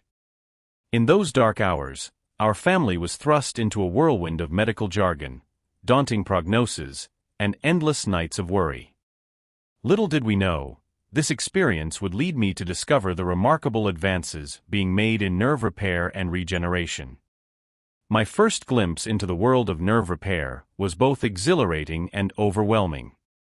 The sheer amount of research dedicated to understanding and treating nerve injuries is astounding. I learned that nerves, unlike many other tissues in the body, have a very limited capacity to regenerate. This means that injuries to the nervous system often result in lasting deficits. However, the scientific community's relentless efforts to unravel the mysteries of nerve regeneration are nothing short of inspirational. One of the most promising breakthroughs I came across was the development of bioengineered scaffolds. These incredible structures provide a framework that guides the growth of new nerve cells. Made from biocompatible materials, these scaffolds create an environment conducive to nerve repair and regeneration. Astonishingly, researchers have even managed to embed these scaffolds with growth factors and other molecules that promote nerve healing, paving the way for more effective treatments. Diving deeper, I found myself mesmerized by the advancements in stem cell therapy. Stem cells, with their unique ability to differentiate into various cell types, hold immense potential for nerve repair. These tiny powerhouses can be coaxed into becoming nerve cells, which can then be introduced into the site of injury to promote regeneration. Some studies have shown remarkable success in using stem cells to restore function in patients with spinal cord injuries and other nerve-related conditions, offering a glimmer of hope for many who had been told their prognosis was bleak. As I navigated through these fascinating discoveries, I couldn't help but be drawn to the innovative use of electrical stimulation in nerve repair. It turns out that applying small electrical currents to the site of nerve damage can significantly enhance the regeneration process. This technique, often used in conjunction with other treatments, has shown promising results in speeding up nerve growth and improving functional recovery. The idea that electricity, something we often take for granted, could play such a crucial role in healing shattered nerves was nothing short of miraculous. With every new technology and therapy I encountered, my resolve to stay informed and hopeful grew stronger. Amelia's accident had been a catalyst, but it was the collective effort of brilliant minds around the globe that gave me steadfast optimism. Yet, despite these cutting-edge advances, I couldn't ignore the reality that many of these treatments were still in their early stages of clinical application. The journey from laboratory success to widespread medical practice is a long and arduous one, often fraught with obstacles and setbacks. Nonetheless, my exploration into the world of nerve repair opened my eyes to the incredible potential that lies ahead. The fusion of biology, technology, and sheer human determination has brought about advancements that were once the realm of science fiction. As we stood on the precipice of a new era in neural injury treatment, I felt an overwhelming sense of anticipation. It was clear that the future of nerve repair was not just about mending broken connections. It was about restoring hope and reclaiming lives. Amelia's journey was far from over, and our family continued to navigate the trials and triumphs of her recovery. But armed with the knowledge of these pioneering advances, we faced each day with renewed courage. In the grand narrative of nerve repair, each discovery and innovation was a beacon, guiding us toward a horizon of endless possibilities. Chapter 9: Nervous Disorders. Unraveling the Enigma. Common neurological disorders. My journey into the enigmatic world of the human brain began with a tremor. It was subtle, almost dismissible, a mere flutter in my mother's hand as she lifted her favorite teacup. As weeks turned into months, that faint tremor grew more pronounced. Our family's initial casual observations turned into genuine concern as tremors evolved into rigid movements, and my vibrant, lively mother began to slow down, as though an invisible weight was pressing upon her. We sought help, visiting doctors and undergoing numerous tests. The troubling news came like a bolt of lightning: Parkinson's disease. I remember sitting in the sterile, white room, the word Parkinson's echoing, as the doctor explained the mechanics of a brain slowly losing its ability to produce dopamine. The tremors, stiffness, and balance issues were just the outward signs of a deeper, ongoing battle within. As I delved deeper into understanding what my mother was facing, I realized how many others were silently grappling with similar shadows. Epilepsy, with its sudden, unprovoked seizures, gripped a close friend's child in its unpredictable hold. Watching young Sam experience a grand mal seizure for the first time was nothing short of terrifying. Laying on the ground, his body contorted, I felt an overwhelming helplessness. Here was another neurological maze, where electrical impulses in the brain went awry, causing convulsions and often leading to stigmatization and isolation. Multiple sclerosis, MS, a condition that haunted my colleague, Marie, was another relentless adversary. Watching someone as lively as Marie deteriorate was heart-wrenching. The occasional slips and trips, the numbness, and the eventual wheelchair revealed the cruel nature of MS. An autoimmune disease where her own body attacked the protective sheath, myelin, covering nerve fibers, causing communication problems between the brain and the rest of the body. In my quest for understanding, I came upon the harrowing tales of those enduring amyotrophic lateral sclerosis, ALS. Often known as Lou Gehrig's disease, ALS struck with cold efficiency, gradually paralyzing its victims. Just last year, a close-knit community mourned the loss of a local hero, Greg, once a high school football coach, now a haunting memory of what a formidable foe ALS truly is. Alzheimer's disease was like a thief in the night. It robbed people like my great-aunt of their most precious memories, leaving behind confusion and a haunting emptiness. The first sign was subtle: misplaced keys and forgotten anniversaries. But soon, it escalated to her not recognizing her own children. Alzheimer's gnawed away at her past, leaving my family struggling to hold on to fragments of the person she once was. Despite the formidable nature of these disorders, hope flickered through the gloom. My mother's Parkinson's was managed with medications like levodopa, offering her a semblance of normalcy. Epilepsy's disruptive convulsions were controlled with anti-epileptics, allowing young Sam to reclaim pieces of his childhood. Multiple sclerosis and its debilitating symptoms were battled with disease-modifying therapies, giving Marie moments of reprieve. ALS and Alzheimer's, although relentless, found fierce warriors in researchers striving for a cure. The journey through the world of neurological disorders was a profound reminder of the brain's fragility and strength. It taught me to cherish every moment of clarity, every steady hand, and every cherished memory. It imparted resilience and a fight for understanding, compassion, and ultimately, hope. Neuropathic pain and management. It starts out of nowhere. Maybe a tingle, a mild buzzing under the skin, akin to the feeling of a limb falling asleep. Except, this is different. The sensation intensifies quickly, transforming into a burning inferno within my body. When it comes, it demands full attention, grasping, clutching, and stealing my sanity bit by bit. You can never really be prepared for it, though I try everything under the sun. Neuropathic pain, they call it. A type of pain that stems from damaged nerves, often with no visible injury source. Doctors describe it clinically, but they don't understand how it disrupts every moment, invades every quiet space. It's pain that sequences through your nervous system randomly, a relentless loop of torment. You see, I live with it every day, and I have tried countless ways to tame this beast clinging to my nerves. And so, begins the journey of managing this capricious companion.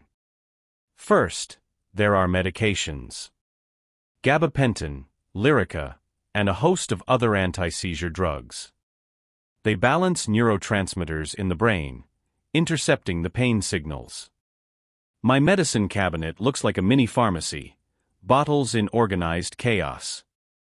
These pills wrap a thin blanket around the pain, enough for me to breathe through some days. Yet, the side effects can be a treacherous dance, making me question whether dulled pain is worth the fog that envelopes my mind. The well-meaning doctor also prescribed antidepressants, not because my mood dictates it, but because they trickle their way into treating neuropathic pain. Tricyclics like amitriptyline or SNRIs like duloxetine are said to boost serotonin in the spinal cord that helps mitigate pain. Little soldiers, fighting an unwinnable war on nerves gone awry. Still, I dutifully swallow them, time and again, a necessary ritual in the hope of a quieter night. One day, after reading about alternative therapies, I sought out a practitioner of acupuncture. Tiny needles, precisely inserted along pathways of energy or meridians. A wooden room filled with the scent of lavender and soft music offered a temporary escape. The initial pricks were oddly comforting, as if directing my pain into focused channels, allowing release. For a while, I felt balance, a tricky equilibrium that lasted just outside the building, only to fizzle as reality reclaimed its dominion. Then there is physical therapy, a regimen of stretches and gentle exercises demonstrated by a cheerfully encouraging therapist. Every session feels like rehearsing patience. The movements are designed to reduce nerve compression, easing neuropathic symptoms. Sometimes, it works, the pain retracting slightly as if considering an early retreat. Yet, the victory is ephemeral, a fleeting truce in an otherwise endless conflict. But the most intriguing aspect comes from within. Cognitive behavioral therapy, CBT, the art of altering perceptions, reshaping mindscapes marred by persistent pain. The goal is to unlearn suffering, understand it but not bow to it. I meet with a therapist who guides me through techniques, mindfulness, relaxation exercises, visualizations, planting seeds of resilience that might one day flourish into acceptance. The present still carries the weight of unpredictability. Pain does not announce itself, it barges in, loud and uninvited. Each day is a calculated step forward, sometimes 2 steps back. My allies in this battle are diverse: pills, needles, stretches, and thoughts. Together, we build resilience, brick by arduous brick. The phantom pain may never truly disappear, but perhaps, through this gamut of strategies, it can be rendered a manageable specter, faint, almost invisible against the bright tapestry of life. And it's in these moments, fleeting as they are, where I find a slice of solace, however small. Holistic approaches to nervous system health. I never truly paid much attention to the intricacies of my nervous system until that chaotic winter when my world seemed ready to implode. It wasn't just the bone-chilling cold or the lack of sunlight. Something deeply unsettling was gnawing away at my peace of mind. My days were peppered with moments of anxiety, my sleep fraught with disturbances. It became increasingly clear that my lifestyle lacked balance, and my nervous system was crying out for help. In my search for solace, I began to stumble upon holistic practices. Each one felt like uncovering a hidden gem, a potential remedy to my frazzled nerves. First, I turned to my diet. Our daily sustenance has power beyond just satiating hunger. It can heal and nourish. Foods rich in omega-3 fatty acids like salmon, flax seeds, and walnuts became staples in my meals. Leafy greens, abundant in magnesium, started making frequent appearances on my dinner plate. Slowly but surely, I could feel a shift.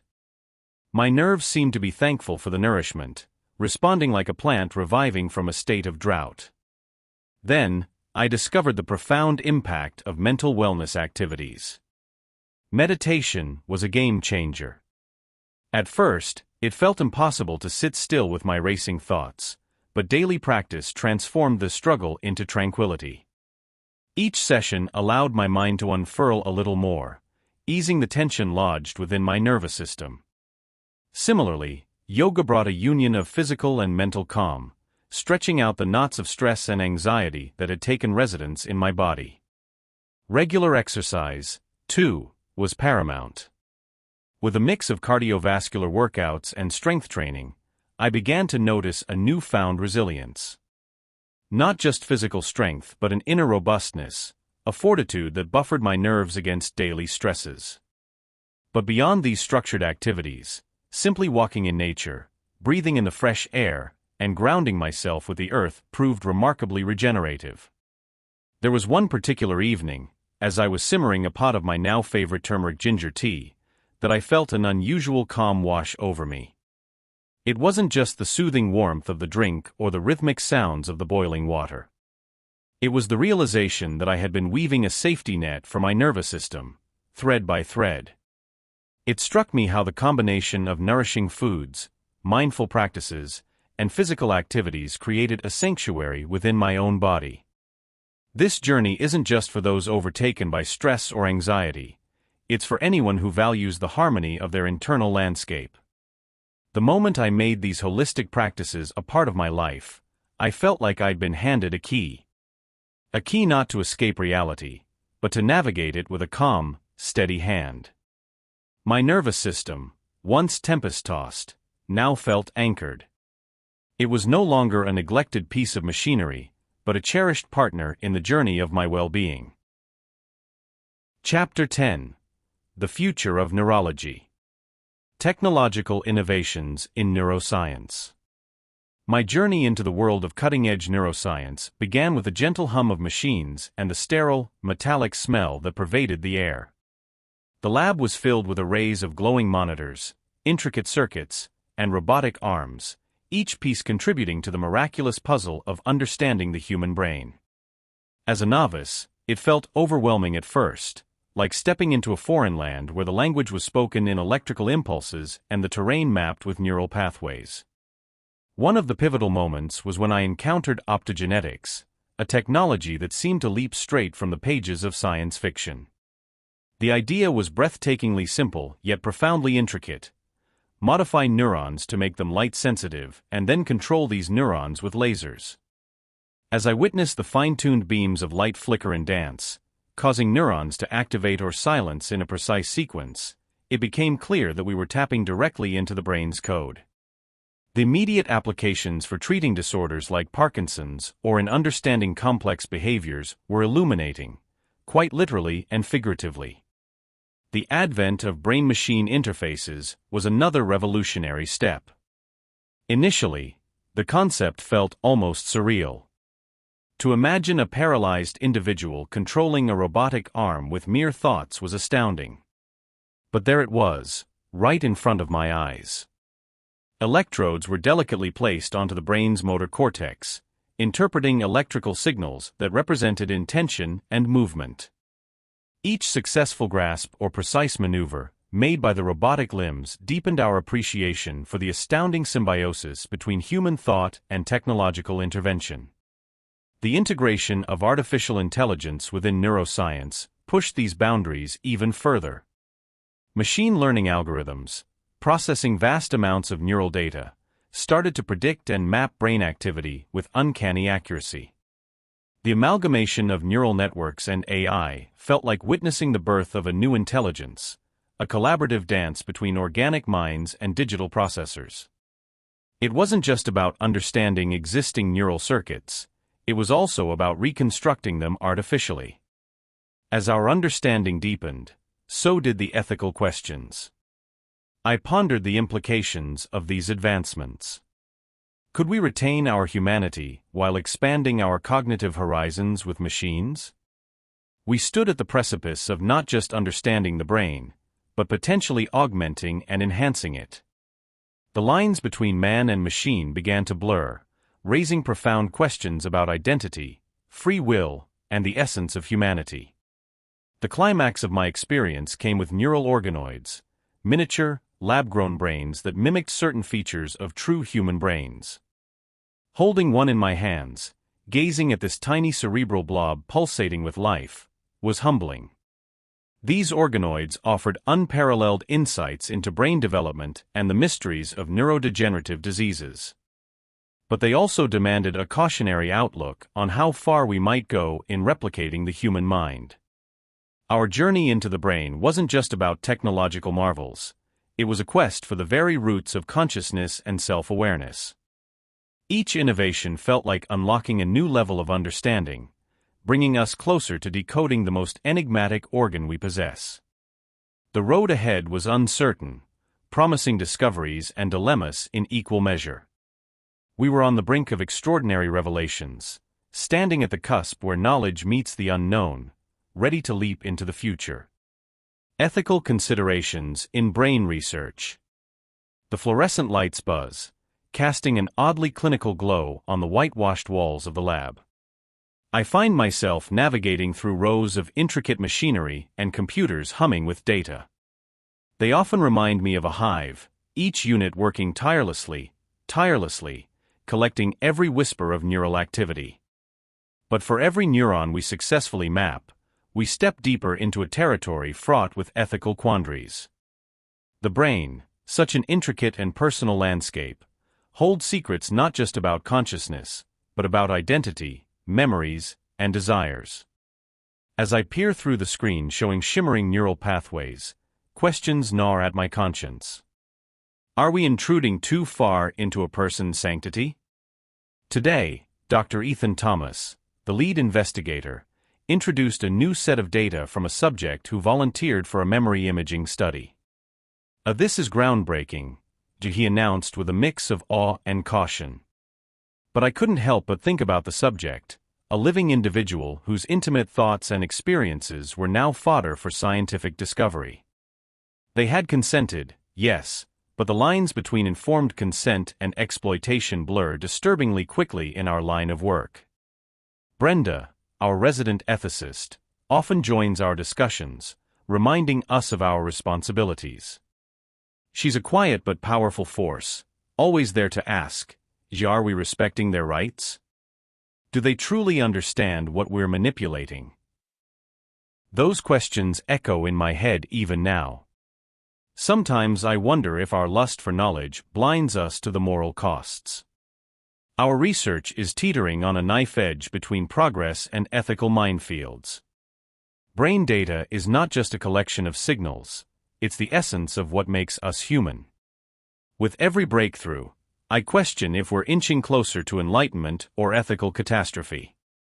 The potential for misuse looms large, and the horror of mental manipulation or loss of cognitive liberty feels too close for comfort. In the hush of the lab, where the buzz of machinery and murmurs of colleagues create a subtle symphony, I stare at the screen. The data glows, rich with information, yet heavy with implication. It's a labyrinthine dance of light and shadow, mapping our cerebral worlds but casting long ethical shadows. We are at the frontier, and with every step, the ground beneath our feet feels more precarious. The journey is thrilling but fraught with existential questions that may take a lifetime to decipher. Brain-computer interfaces and neural implants. I was pacing the sterile, overly lit hallways of the cutting-edge neurological lab, my heart thrumming with a mixture of excitement and apprehension. A decade ago, if someone had told me I would witness the era of brain-computer interfaces, I'd have dismissed it as science fiction. Yet, here I was, at the cusp of a transformative moment, watching forces beyond my imagination come to life. The lab buzzed with activity. Scientists and engineers darted between workstations, each station aglow with screens displaying streams of data and complex algorithms. This was the nerve center where the marvels of neural implants were engineered, a place where innovation knew no bounds.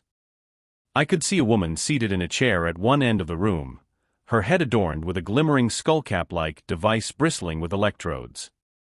She was paralyzed from the neck down, yet today she would partake in something miraculous. Dr. Lin, the driving force behind these pioneering efforts, approached me with a smile, though her eyes betrayed relentless focus and the weight of sleepless nights. "You ready for this?" she asked, her voice steady, yet tinged with the undercurrent of history in the making. We moved to a transparent observation room, where I had a clear view of the woman and the array of monitors, tracking her brain's electrical activity. Dr. Lin began explaining, but my mind wandered, reflecting on the astonishing possibilities. This wasn't just about granting mobility, it was about unlocking human potential. With these devices, would we finally be able to eradicate neurological maladies, or even enhance our cognitive abilities? The patient, Maria, was a testament to both human resilience and technological prowess. The neural implant nestled within her brain was programmed not just to read her intentions, but to execute them with flawless precision. The room fell silent as the interface was activated. I held my breath, watching Maria's expression shift from tension to serene focus. Manipulating thoughts to control the external environment, it was revolutionary, yet humbly human. Suddenly, one of the monitors displayed a series of graphs spiking dramatically. Maria's metallic arm, an engineering marvel attached to her now-alert nervous system, lifted with a grace only previously possible in dreams. She maneuvered the arm skillfully, like a composer guiding an unseen orchestra. Eyes wide with disbelief, I watched as Maria used her mind, a simple thought, to clasp a small object on the table before her. Cheers erupted throughout the lab, but I was momentarily struck silent by the sheer magnitude of what I had witnessed. As I observed the scene, the enormity of our achievement began to sink in. Brain-computer interfaces and neural implants weren't the stuff of futuristic fantasy. They were unfolding here and now. The realms of possibility stretched far beyond treating ailments to enhancing human capabilities, creating a seamless blend of biology and technology. The floodgates of the mind had been opened, and who knew what rivers of potential lay beyond. Just as we were basking in the afterglow of triumph, an alert blared from one of the servers. Dr. Lin's face twisted into a mask of concern. Her fingers flew over the keyboard as she muttered about an unforeseen anomaly, the complex nature of which I couldn't grasp.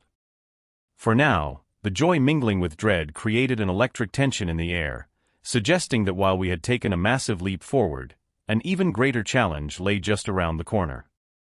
The line between human and machine had blurred, and who knew what mysteries, or dangers, awaited us on this uncharted path. Chapter 11. The Neurodiversity Spectrum. Embracing neurodiversity. A subtle, unfamiliar wave of understanding washed over me as I sat silently in the back of the classroom. The words of the guest speaker, Dr. Manning, penetrated the quiet space, each one hanging in the air, dense with meaning. Neurodiversity, she explained, is an approach to learning and disability that argues diverse neurological conditions are a part of normal variation in the human genome. Each phrase she sculpted around the concept seemed to carve new dimensions into the very fabric of reality as I knew it. For the first time, I began to perceive the maze of seemingly contradictory idiosyncrasies that characterized my brother, Jake, not as flaws or deficits, but as integral threads woven into the rich tapestry of his being. Jake, with his sharp but erratic focus, his unflagging curiosity paired with bewildering social hesitance, suddenly appeared to me in a new light. He wasn't broken, or in need of fixing. He was simply Jake, a unique note in the grand symphony of humanity. I remember vividly the weight that lifted off my shoulders that day. All those years spent battling a disconcerting sense of guilt for not understanding his world now seemed less burdensome. My own neurotypical brain had often judged and misunderstood his actions. I found myself reflecting, with a mix of shame and relief, on how many times we had tried to fit him into a mold marked normal, disregarding his natural rhythm.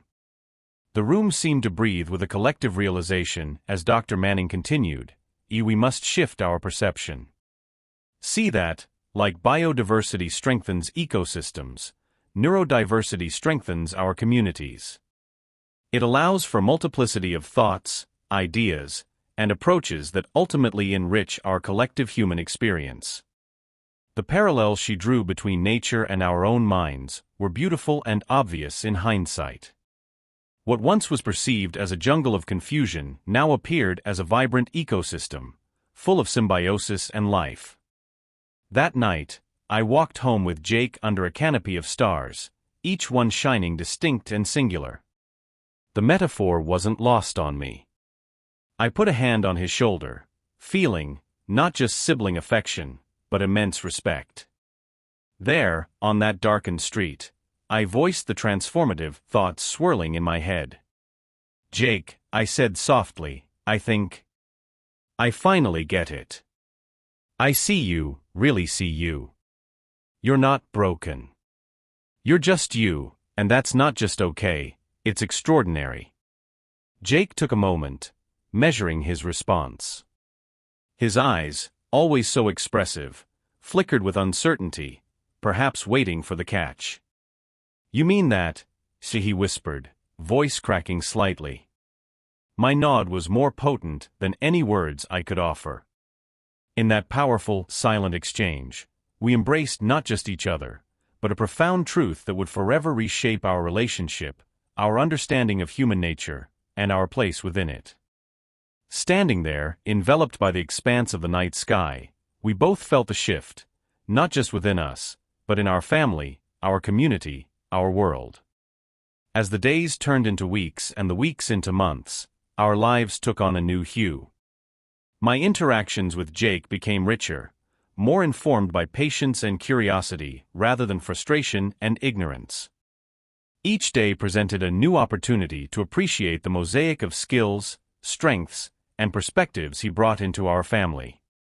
I learned to see the world through Jake's eyes, a kaleidoscope forever transforming, always vibrant, always diverse. We began to navigate social settings with a newfound confidence and pride. No longer did I feel the burning sting of embarrassment when Jake's unique way of engaging with the world puzzled others. Instead, I relished in educating our friends and peers about what it means to be neurodivergent, often eloquently weaving Dr. Manning's teachings into everyday conversations. The tension that remained, however, wasn't from within but from the outside world. Embracing neurodiversity was more than just a personal revelation. It was a call to action, a challenge to society to evolve. How could we, in our small town, shift not just hearts, but policies and practices? The road ahead seemed daunting and filled with uncertainty. Empowering individuals with neurological differences. It was an early morning when I first realized that my life was about to change. My younger brother, Alex, had always been different, quirky, they used to call him. His neurological differences were apparent from a young age, but it wasn't until I attended a seminar about neurodiversity that I truly understood what it meant. I was overwhelmed with both excitement and fear. How could we ensure Alex's independence and promote inclusivity in a world that often misunderstood him? The first strategy was education, not just for Alex, but also for the family and community. We needed to understand his world and how he perceived it. After the seminar, I sat down with my parents and explained concepts like sensory processing differences and communication methods that suited Alex. We discovered that creating a predictable daily routine and using visual schedules could significantly reduce his anxiety. My parents were hesitant at first, but seeing Alex meticulously follow his new schedule with a sense of achievement melted away any doubts they had. As time passed, our home became a hub of adapted technology and supportive tools. Alex loved his new noise-canceling headphones that helped him drown out overwhelming sounds. We introduced him to text-to-speech software, which allowed him to express himself better. Our investment in these supportive technologies seemed small compared to the confidence and independence they instilled in Alex. He began to engage more in conversations and even started helping around the house, something we never thought possible. The next crucial step was finding a supportive community. We joined local support groups and attended workshops where we met like-minded families and professionals. Sharing experiences and exchanging tips proved invaluable. I recall one meeting where a mother shared how incorporating physical activities into her son's routine significantly improved his focus and mood. Inspired by her success, we enrolled Alex in swimming classes. The transformation was remarkable. The physical activity didn't just enhance his fitness, it became a therapeutic outlet where he felt liberated and confident. Inclusivity played a significant role in our journey. Schools and social environments needed to become more understanding and accommodating. We scheduled meetings with Alex's teachers and the school principal, advocating for tailored educational plans that catered to his learning style. His school introduced sensory-friendly classrooms and trained staff to better interact with neurodivergent students. Witnessing Alex flourish academically and socially in this inclusive environment was nothing short of miraculous. But the journey wasn't without its challenges. There were setbacks, moments of frustration, and tears. The world wasn't always kind or accepting, and there were instances when we felt isolated. However, we learned to navigate these obstacles by focusing on Alex's strengths rather than his differences. Emphasizing what he could do rather than what he couldn't became our mantra. In doing so, we discovered talents and abilities in Alex that we never knew existed. One rainy afternoon, an unexpected moment of clarity struck me. Watching Alex meticulously paint a landscape with colors so vibrant and expressive, I saw more than just a neurological difference. I saw a unique perspective, a mind that perceived the world in ways that others couldn't. It was in that moment I realized empowering individuals with neurological differences wasn't just about strategies and support systems. It was about embracing their individuality, celebrating their unique contributions, and challenging societal norms to create a more inclusive world for all. And with this realization, I knew we were on the right path. Inclusive education and work environments. When I first stepped into the classroom that fall, I was struck by the wide array of students sitting before me.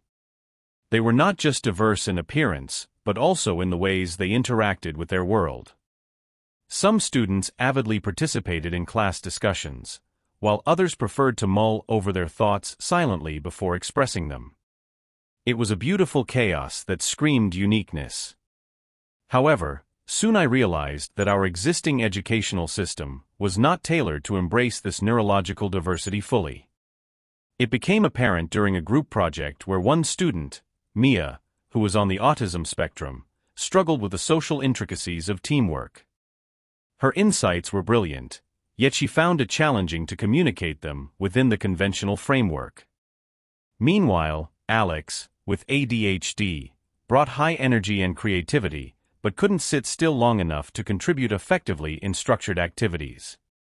At that moment, I felt a pang of concern. How could I, as an educator, ensure that Mia's and Alex's brilliance didn't fall through the cracks? Determined to find a solution, I initiated conversations with their parents, colleagues, and did extensive research. My findings pointed toward inclusive education, a paradigm that recognizes and accommodates neurological diversity, ensuring all students have equal opportunities to succeed. It wasn't just about tweaking a few teaching techniques, but creating a fundamentally supportive environment. Flexible seating arrangements, varied teaching aids, and incorporating technology helped bridge the gap. Mia thrived with assistive communication tools, while Alex excelled when lessons were broken into digestible, dynamic segments. Stepping from the realm of education into the professional world, the landscape appeared even more daunting. I wondered if workplaces, much like our schools, were inadvertently sidelining individuals with neurological differences. The answer, as I'd soon discover at a corporate seminar on diversity and inclusion, was a resounding yes. Employers were beginning to recognize the untapped potential of neurodiverse employees, but the road ahead was long. During this seminar, I met Sarah, a software developer with dyslexia. Sarah was a code wizard, turning strings of characters into seamless digital experiences. Yet, she spoke about the challenges she faced in a conventional work environment that demanded rapid reading and text-heavy communication. It wasn't her skill that was lacking, it was the environment that was failing her. Sarah's story echoed the frustrations of many others who felt marginalized not by their abilities, but by inflexible work practices. Inspired by their resilience, I took it upon myself to advocate for more inclusive work environments. Simple adjustments, like offering audio options for text materials, implementing task management software that visualizes workflow, and creating quiet zones for those overwhelmed by sensory inputs, could make a world of difference. I witnessed firsthand how these changes unlocked potential and fostered innovation.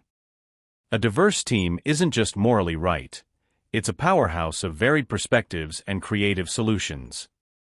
But the path to true inclusivity was fraught with unforeseen challenges. Would companies be willing to invest in such changes? Could I rally enough support to cultivate a culture shift? As I pondered these questions, it felt like standing on the edge of a precipice, knowing the exhilarating potential of the leap, but uncertain about the landing. Chapter 12: The Nervous System in Literature and Arts. Nervous system symbolism in literary works. As a reader and writer with a profound interest in the human condition, I've often been captivated by how our inner worlds are mirrored in literature. The nervous system, with its intricate web of synapses and neural pathways, frequently serves as a powerful symbol. It encapsulates how we process experiences, harbor emotions, and connect with the world around us. Take for instance the character of Clarissa Dalloway in Virginia Woolf's Mrs. Dalloway. Her streams of consciousness echo the ceaseless synaptic activity of the nervous system. Woolf delves into Clarissa's thoughts with a detailed precision akin to tracing the firing of neurons. Her mind oscillates between past and present, much like how our neurons fire in response to stimuli, both old and new. This intermingling of timelines represents the complexity of human cognition and the intricate ways in which past experiences shape our present reality. Similarly, in Franz Kafka's The Metamorphosis, the transformation of Gregor Samsa into an insect can be seen as a reflection of his inner emotional turmoil. Gregor's nervous system, now foreign and grotesque, symbolizes his alienation from his own body and society. Kafka uses this physical transformation to illustrate the internal disconnects that can plague the human psyche. The nervous system, thus, becomes a symbol of vulnerability and the profound effects of disconnection from one's own sense of self. James Joyce, in Ulysses, employs the nervous system metaphor throughout his richly textured narrative. The character of Leopold Bloom navigates Dublin with thoughts flitting in and out, mirroring the electrochemical impulses in a brain. Joyce's use of stream of consciousness technique not only mimics the real-time thought processes of a person, but also reveals the chaotic yet symphonic nature of human thought. This technique allows readers to enter the minds of his characters, providing a deeply immersive experience that underlines the nervous system's role in shaping our perceptions and interactions. In each case, the nervous system emerges as more than a biological entity. It becomes a symbol for the complex web of human emotions, thoughts, and connections. It reflects our struggles, our memories, and the very fabric of our existence. Literature, through its vivid portrayal of characters' inner lives, offers us a mirror to our own neural labyrinths, urging us to explore the depths of our own minds. As I sit down to write, I can feel my own synapses firing, trying to weave words that will capture this complexity. There's a certain magic in how literature can encapsulate the unseen workings of our minds. Maybe, just maybe, by understanding these symbolic representations, we can glean insights into our own nervous systems, our fears, our dreams, and the tangled web of our inner lives. Artistic representations of brain and nerves. I remember the first time I saw a painting of a brain. It was an offbeat gallery in a quiet corner of the city, a place where one could lose themselves in contemplation and imagination. The piece was titled Neural Enchantment, a grand canvas flooded with electric hues, blues, purples, and a fiery crimson. At first, it looked like a chaotic splash of abstract shapes, but as I took a step closer, the unmistakable intricacies of the brain structure emerged. Each synapse and neuron was depicted with a tender precision that mirrored the very complexity of thought itself. The artist had managed to encapsulate the connection, the symphony of impulses that dances within our minds. The central cortex swirled in dominating strokes, as though mimicking the whirlwind of contemplation and discovery. I felt an almost visceral connection to it, a magnetic pull that dissolved the boundary between observer and creation. There was a beauty in the chaos, a delicate rhythm in the disorder. Exploring further, the gallery unveiled diverse mediums through which artists interpreted the brain's enigmatic beauty. One installation was particularly mesmerizing, a series of interlinked glass sculptures mimicking nerve pathways. These transparent conduits wove around each other, suspended in a delicate ballet. The light captured within these crystalline forms created an ever-changing aura, a perpetual shift from light to shadow reminiscent of thoughts flickering in the mind's labyrinth. Nearby, there were intricate wood carvings formed to resemble dendritic trees.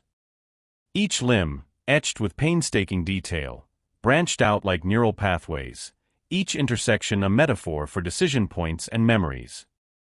As my fingers traced the grooves in the wood, I felt the lifeblood of ancient forests fused with human cognition. There was something profoundly grounding about it, reminding me of our roots, our evolution, the parallel growth of trees and thoughts. But it was a short film, projected in a secluded alcove, which truly left me spellbound. The piece was audacious in its simplicity, showing the firing of neurons rendered in pulses of light, each synaptic snap, like stars igniting in a dark universe. With each flash, a whispering sound accompanied, soft, yet potent. It was like listening to the birth of ideas, the symphony of cognition. It built up, crescendoing to a vibrant display of neural fireworks, then slowly dissipated into an awe-striking silence. It felt as if time itself had paused, allowing the audience an infinitesimal glimpse into the consciousness. The visceral reactions to these pieces around me were palpable. One could hear hushed conversations, see the wide eyes, the subtle tears of awe and introspection. These artworks didn't merely represent the brain. They engaged with it, in dialogue, pulling viewers into their depths. It was humbling and exhilarating, a reminder of the infinity within our own minds. Leaving the gallery, my mind teemed with possibilities. How far could these artistic endeavors push our understanding? Could these visual interpretations of neuronal networks lead to new scientific breakthroughs, or perhaps softly soothe the isolation of mental ailments, forging connections where none seemed possible before? As night descended on the city, these questions lingered, each neuron in my brain sparking with curiosity, each pathway leading to new journeys of thought. Neuroscience in films and media. I remember the first time I watched a film centered around neuroscience. It was Inception. The movie was an instant hit, captivating audiences worldwide. The very notion that human thoughts and dreams could be manipulated was fascinating, and this concept quickly permeated the public's imagination. Films like Inception wield the power to bring complex scientific ideas into mainstream conversation, but they also introduce a haze of misconceptions. Take, for instance, the way neural interfaces are portrayed. In the world of Hollywood, characters often plug into a machine and instantly gain the ability to read or control minds. While entertaining, these portrayals can be dangerously misleading. Neural technology does exist, but it's far from the plug-and-play fantasy we see on the big screen. Real-life neuroscientists labor over minuscule electrical signals and algorithms, striving to understand even the most basic neural interactions. Yet after witnessing these films, people often ask me if mind-reading machines are just around the corner. In contrast, television series such as Stranger Things blend neuroscience with elements of the supernatural. The depiction of Eleven's telekinetic abilities, supposedly rooted in experimental lab research, stretches the boundaries of scientific credibility. Despite this, I found that many viewers began showing a real interest in neuroscience, eager to understand what is possible within the realm of human cognition and what remains firmly in the domain of fiction. The show managed to spark curiosity, but also fueled false beliefs about the extent of scientific capabilities. The ripple effect of these media portrayals on public perception is undeniable. Modern consumers, inundated with a mix of fact and fiction, often struggle to discern reality from illusion. When neuroscience concepts are introduced through the lens of entertainment, they carry an element of dramatization that can overshadow factual accuracy. I regularly encounter people who are convinced that if it's shown in a movie, it must be within our grasp. On the flip side, such portrayals also prompt skeptics to dismiss even the real advancements in the field, believing them to be as far-fetched as the plots they see on screen. Now, imagine the impact this dual force has on aspiring young scientists. Films and TV shows act as both motivators and misinformers, cultivating a new generation that dreams of groundbreaking discoveries, but may also harbor misconceptions about the science they wish to pursue. It's a complicated dance, one where inspiration and misinformation often twirl side by side. And so, the responsibility falls on educators and scientists like myself to untangle these threads, presenting the real-world intricacies of neuroscience in a way that's both accurate and engaging. The powerful storytelling mechanisms of films and media indeed have the potential to elevate the field of neuroscience, driving curiosity and wonder. However, with this great power comes the great responsibility to challenge these narratives, infusing them with enough reality to properly enlighten and educate. As I switch off my screen, reflecting on the latest sci-fi blockbuster, I am reminded that bridging the gap between Hollywood's depiction of neuroscience and its authentic scientific roots might be one of our most significant challenges yet, an ongoing journey that demands our vigilance and our passion. Chapter 13. Navigating Neuroethics. Challenges in Neuroethics. Each day, as I delve deeper into the intricate folds of the human brain, I am struck by both the remarkable progress we've made and the ethical quagmires that these advances present. Imagine, for instance, that we hold the potential to alter our very cognition, to tweak the neural pathways that define our thoughts, emotions, and ultimately, our identities. This capability brings with it unprecedented possibilities, but also daunting questions. One morning, While staring at the flickering monitor displaying the synaptic exchanges of a patient's brain, it hit me. If we can enhance memory, alleviate depression, or even modulate morality, what becomes of our authentic selves? Is there an essence within us that remains untouched, or are we merely the sum of our neural manipulations? Privacy concerns are another of the many daunting aspects we grapple with. In my work, I have access to the most private corners of a person's mind, their innermost thoughts and memories.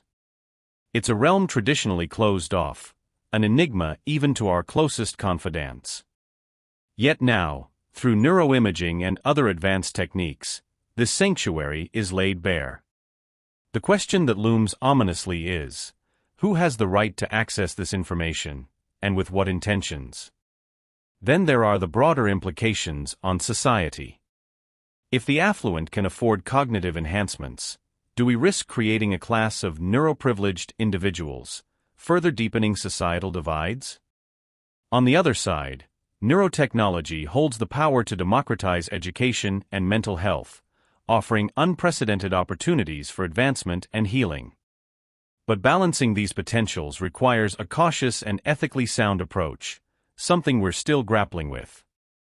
One evening, after a particularly intense day at the lab, I found myself staring at the night sky, contemplating another critical question: the modification of brain functions.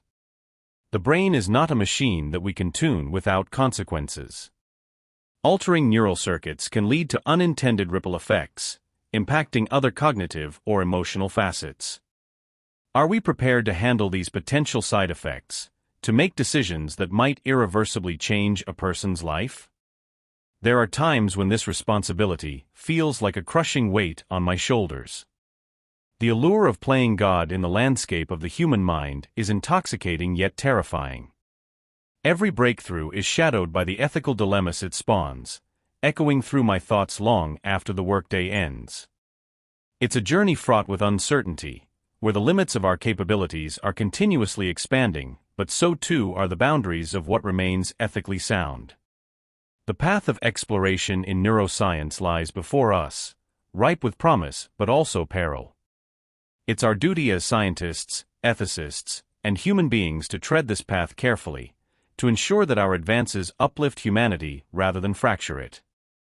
The choices we make today will shape the landscape of the mind for generations to come, a responsibility that must be carried with utmost care. Informed consent in brain research. The dim lights of the research lab flickered as I sat across from Dr. Evans, a seasoned neuroscientist whose eyes gleamed with both excitement and concern. I had volunteered for a study on brain wave patterns, drawn by curiosity and the promise of a modest compensation. As I watched him methodically lay out the papers, I realized this was more than just a simple research task. "We need to go through the informed consent form," Dr. Evans began, his voice calm yet firm. "It's crucial that you understand everything before we proceed." The packet of documents in front of me felt weighty, not just in physical heft, but in the gravity of what they represented. I glanced at the first paragraph, outlining the purpose of the study in jargon-laden prose. Dr. Evans must have noticed my hesitation. "Let's go through it together," he suggested kindly. He explained each section patiently. The studies aim to decipher the neural mechanisms behind human emotions, the technology involved, and most importantly, the potential risks. "Brain research isn't without risks," he warned. "There's a small chance of side effects like headaches, dizziness, or in rare instances, more severe neurological impacts." I felt a knot tighten in my stomach. The prospect of contributing to scientific understanding was exhilarating, yet the mention of risks made it real and perilous. I interrupted. What exactly could happen? I mean, worst-case scenario? "We don't expect anything drastic," Dr. Evans reassured me, "but we have to be thorough. In extremely rare cases, participants might experience mood swings or memory lapses. We're prepared to handle any issues, and you can withdraw at any time." His transparency was comforting, yet the room felt suddenly smaller, the air thicker. The very essence of informed consent was now laid bare, a bridge of trust between the researcher and the participant. It was my responsibility to cross it fully aware of the landscape on the other side. Signing the document meant I acknowledged the implications, not just those spelled out in black and white, but the uncharted territories my mind might wander into. With a deep breath, I picked up the pen. "I'm ready to help," I said, my voice steadier than I felt. Dr. Evans smiled, a mixture of gratitude and solemnity. "Thank you," he said, taking the signed form. "Your contribution is invaluable." As the procedure began, I lay back on the examination chair, electrodes gently affixed to my scalp. The hum of machinery mingled with the rhythmic beep of monitors. I closed my eyes, feeling the strange mix of anticipation and trepidation. The journey into the recesses of my own brain had begun, and I couldn't shake the awareness that every flicker of my neurons was a step into the unknown. In that moment, the importance of informed consent crystallized. It wasn't just a legal safeguard, it was a covenant of understanding, a mutual recognition of the weight and wonder of delving into the mysteries of the human mind. As we embarked on this journey together, I felt a deep respect for the fragile yet resilient nature of that trust. Neuroimaging and privacy concerns. I've always been fascinated by the marvels of modern technology, particularly when it comes to the intricate workings of the human brain. As a researcher, neuroimaging felt like unlocking a treasure chest filled with secrets that even our conscious selves might not be aware of. It's an exhilarating feeling to witness memories, emotions, and patterns materialize on the screen. Each colorful scan a silent testament to our intricate inner worlds. Yet, amid this curiosity and wonder, a creeping concern has been gnawing at the edges of my excitement: the question of privacy. Imagine a machine capable of peering into the deepest corners of your mind, documenting not just your thoughts but your very essence. Neuroimaging offers a peek into our most private territories, making it possible to predict behaviors, preferences, and even mental health conditions. But what happens when this profound capability falls into the wrong hands? The thought alone puts a chill down my spine. The ethical implications of who controls this data and how it's used can't be ignored. As I delved deeper into my work, I began to understand the gravity of safeguarding this information. Brain scans, while fascinating, contain highly sensitive data. They could be misused for purposes far beyond the scope of health and research. Imagine employers, insurers, or even political entities manipulating such intimate insights. In a world where data breaches are a daily occurrence, the stakes for neuroimaging data are exceedingly high. I found myself advocating for stringent measures, pushing for data encryption, secure storage, and anonymization protocols.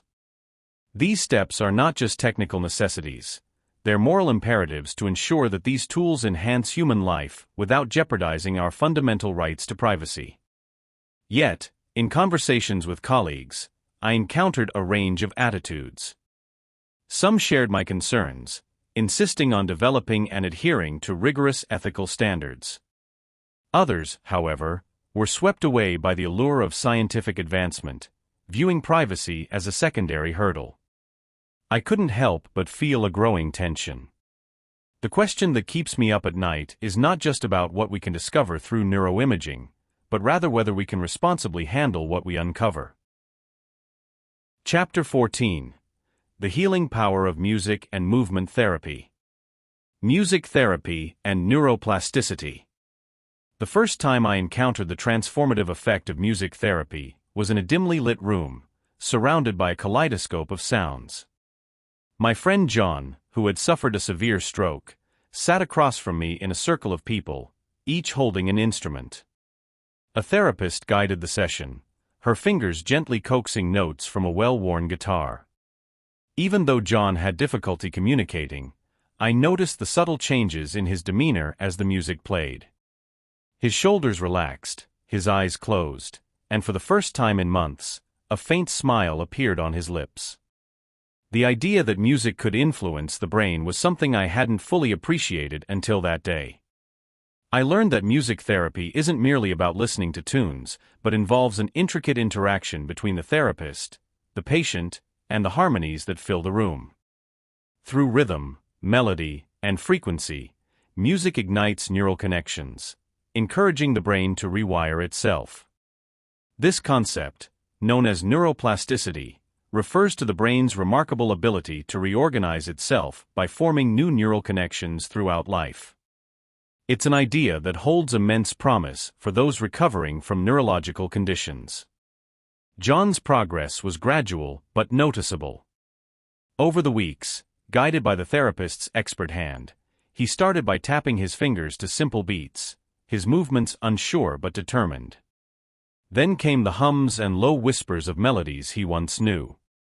Though his speech remained halting, music allowed him to express what words could not. It was like watching a flower bloom in slow motion, each note a petal unfolding. One afternoon, something extraordinary happened. The therapist switched to an upbeat tempo, encouraging the group to join in a lively session. Laughter intertwined with notes, filling the air with a palpable energy. John, usually so reserved, picked up a tambourine. His hand moved with surprising agility, matching the rhythm perfectly. The room fell silent for a moment, and then he spoke, clearer than he had in months, saying, "I can feel the music." Those words echoed the triumph of the human spirit and the boundless potential of the brain to heal. It was in that poignant moment that I fully grasped the synergy between music therapy and neuroplasticity. The therapists were not merely playing songs, they were unlocking doors within the brain, inviting it to heal itself. Watching John rediscover parts of himself through music was nothing short of miraculous. We came to understand that the rhythm wasn't just external, it resonated deep within him, urging dormant neural pathways to light up and connect. As the sessions continued, so did John's improvement. He transitioned from tapping out rhythms to speaking sentences filled with hesitant hope. The once insurmountable gap between his thoughts and his ability to express them began to bridge, one note at a time. The essence of music therapy lay in its capacity to meet each person where they were and gently guide them towards recovery, harnessing the brain's innate ability to adapt and heal. While not every session brought a breakthrough, the cumulative effect was undeniably profound. For John, and others like him, music therapy was more than a treatment. It was a lifeline. The blend of scientific principles and artistic expression created a pathway to healing that was as unique as each individual's journey. And in that room, filled with the sounds of hope and resilience, we all became witnesses to the incredible power of neuroplasticity, orchestrated by the universal language of music. Dance therapy in nervous system rehabilitation.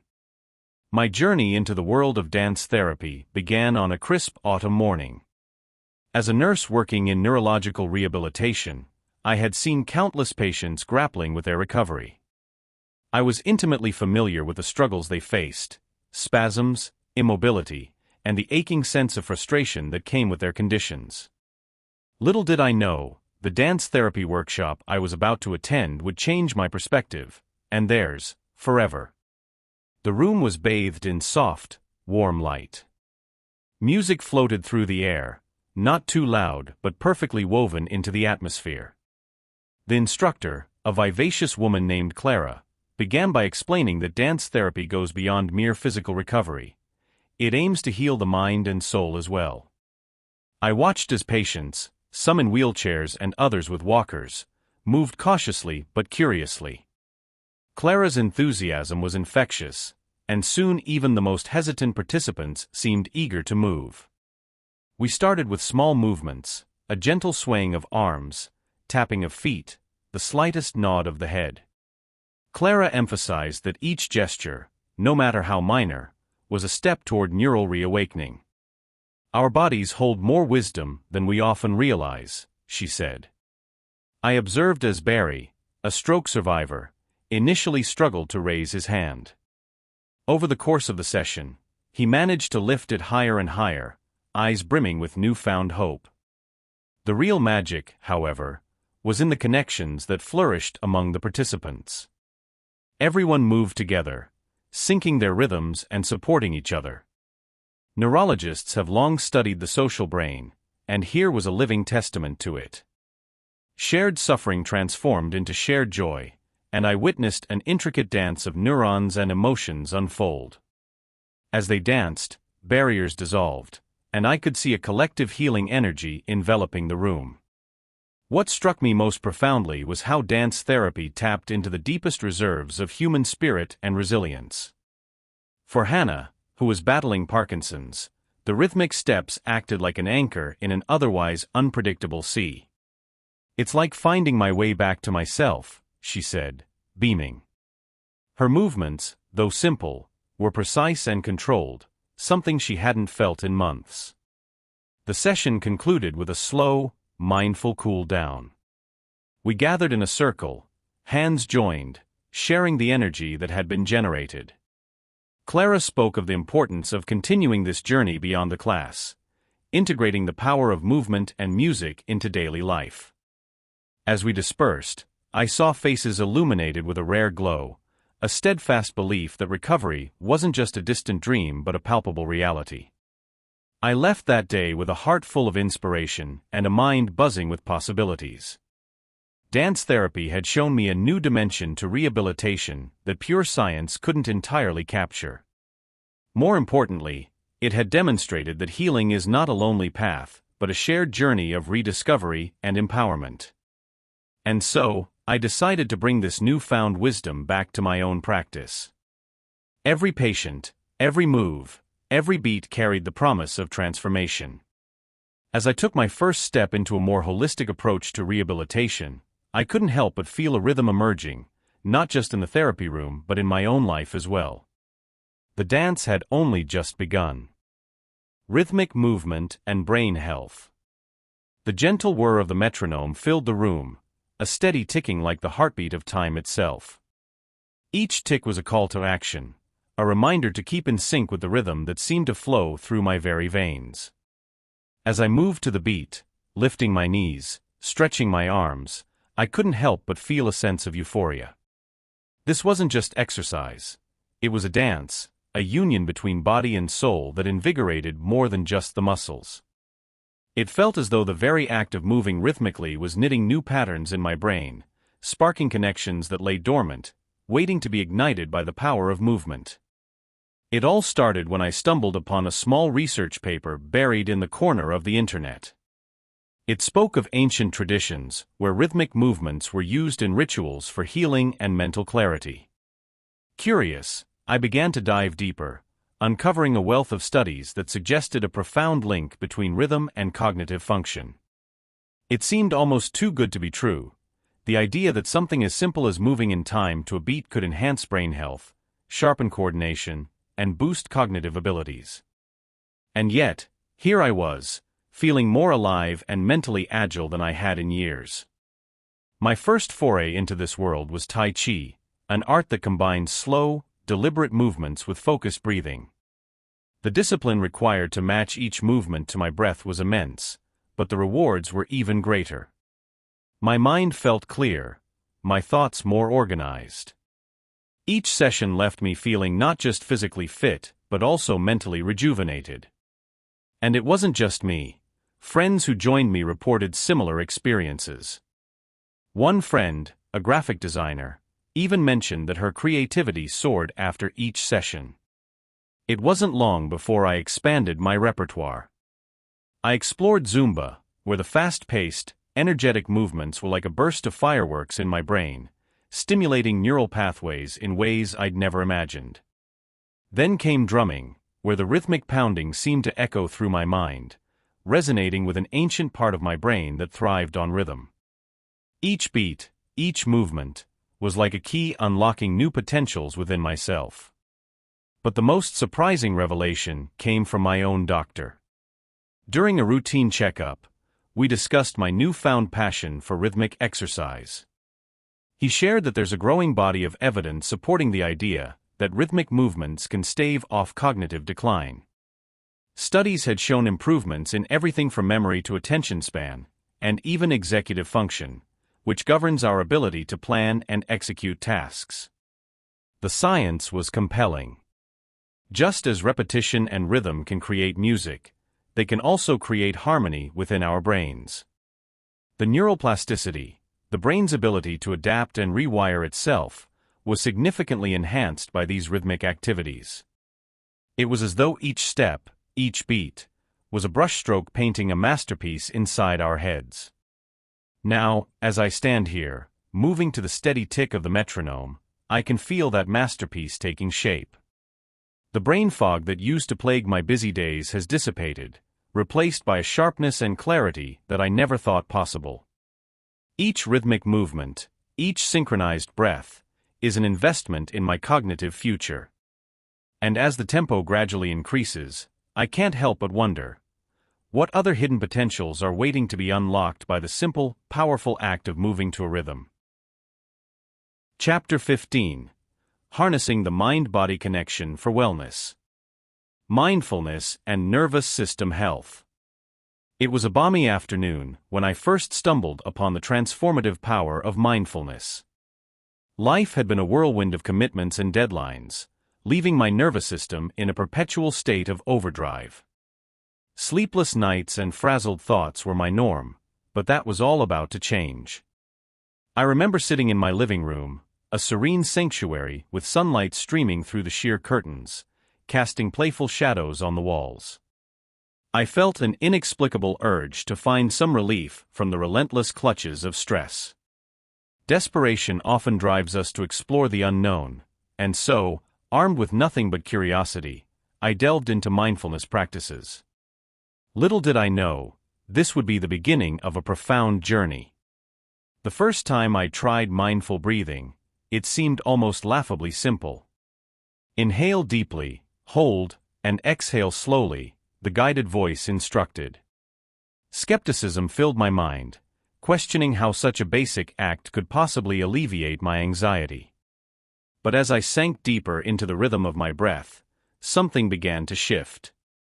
I felt my frantic heartbeats gradually align with the calm cadence of my breathing. Day by day, I dedicated a few minutes to this practice. Each session invited an unfamiliar yet comforting stillness. Scientifically, mindfulness works wonders on the nervous system. The parasympathetic nervous system, responsible for rest and digestion, is activated, counterbalancing the adrenaline-fueled sympathetic system. The vagus nerve, running from the brainstem to the abdomen, plays a crucial role in this process, slowing the heart rate and promoting relaxation. I visualize the neural pathways in my brain being rewired, promoting a harmonious flow of neurotransmitters. It was intriguing to learn about neuroplasticity, how the brain can alter its structure in response to new experiences. This meant that my persistent stress responses weren't set in stone, they could be reshaped by consistent mindfulness practices. Gradually, the palpable tension I once carried in my shoulders began to melt away. The incessant knot in my stomach eased. I could feel a sense of balance returning, as if my body and mind were relearning an ancient dance of harmony. But what fascinated me most was the newfound sense of awareness. I noticed the subtle flutter of a leaf, the comforting warmth of a cup of tea, and the delicate rustle of wind chimes. These ordinary moments turned extraordinary through mindful presence. It was during one of these meditations, as I sat cross-legged with eyes gently closed, that I felt an intense wave of clarity. It wasn't about escaping stress entirely, that was unrealistic. Instead, it was about equipping myself with tools to navigate through it.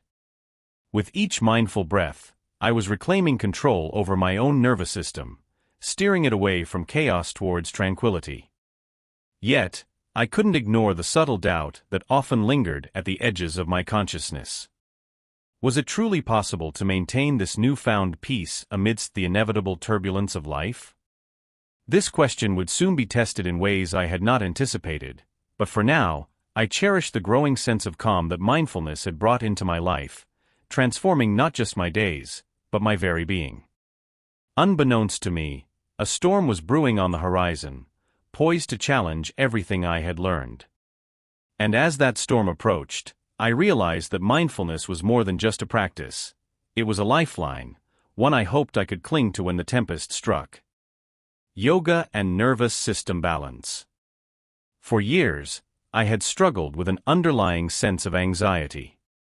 It was as though my nervous system was always on high alert, waiting for the next shoe to drop. Medical consultations, therapies, and medications provided temporary reprieve, but the root of the problem seemed untouched. That was until I stepped onto a yoga mat for the first time. I still remember the scent of incense, the calm hum of meditative music, and the open arms of an experienced yogi welcoming me into the session. As I began learning basic physical postures or asanas, I was struck by how intentionally controlled movements could evoke such profound emotional release. The very first pose, Tadasana or mountain pose, had me standing tall, feet grounded, spine extended, as the instructor gently reminded us to focus on our breath. Deep inhalations, followed by complete exhalations, started to unfurl the tension coiled tightly within my muscles and, more importantly, within my nervous system. The synchronization of breath and movement became a vital anchor, tethering me firmly to the present moment. Transitioning from beginner to more advanced poses was transformative. Each posture challenged my body while encouraging grace, strength, and flexibility. But the true magic, I discovered, lay in the breathing exercises or pranayama. These ancient breathing techniques serve as a bridge, connecting the body and mind to create a state of dynamic yet calm equilibrium. One exercise, Nadi Shodhana, or alternate nostril breathing, was particularly poignant. This practice had a mystical quality. I could almost visualize the gentle balancing act it performed on my autonomic nervous system, shifting effortlessly between the sympathetic fight or flight and parasympathetic rest and digest states. Meditation, which initially felt like a formidable mountain to climb, gradually became a sanctuary. Guided meditations, focusing on mindfulness and compassion, offered a reprieve from the incessant buzz of daily life. It was during one such session that I realized the true essence of yoga lies not just in physical flexibility, but in mental fortitude. The mind started to resemble a tranquil lake, where previously turbulent waves had given way to a reflective, glassy surface. The holistic practice of yoga began to weave itself into my daily routine. Morning sun salutations, midday pranayama breaks, and evening meditations became my regimen. It was then that I started to notice a subtle yet powerful transformation within, a newfound balance in my nervous system. My responses to stresses became measured, my sleep cycles more regular, my overall sense of well-being heightened. But it was one particular day, during an intense deadline at work, when the real impact struck me. Normally, the sheer pressure would have triggered a debilitating anxiety attack, rendering me incapacitated. Instead, I found myself drawing on what I had learned. As I took a moment to breathe deeply and mindfully, a serene clarity washed over me. I felt centered, composed, and very much in control. It was then that I truly grasped how yoga had rebalanced my nervous system, allowing me to navigate life's demands with a newfound grace. Nutrition and brain function.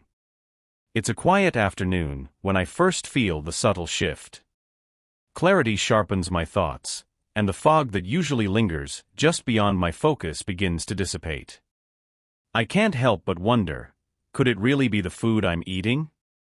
Just last month, a friend handed me a book on nutrition, saying it had changed her life. Skeptical but curious, I embarked on a journey to discover the truth about how the food we consume affects our minds. I remember the first time I decided to swap my usual breakfast. Instead of sugary cereals, I opted for a smoothie packed with leafy greens, blueberries, and a handful of walnuts.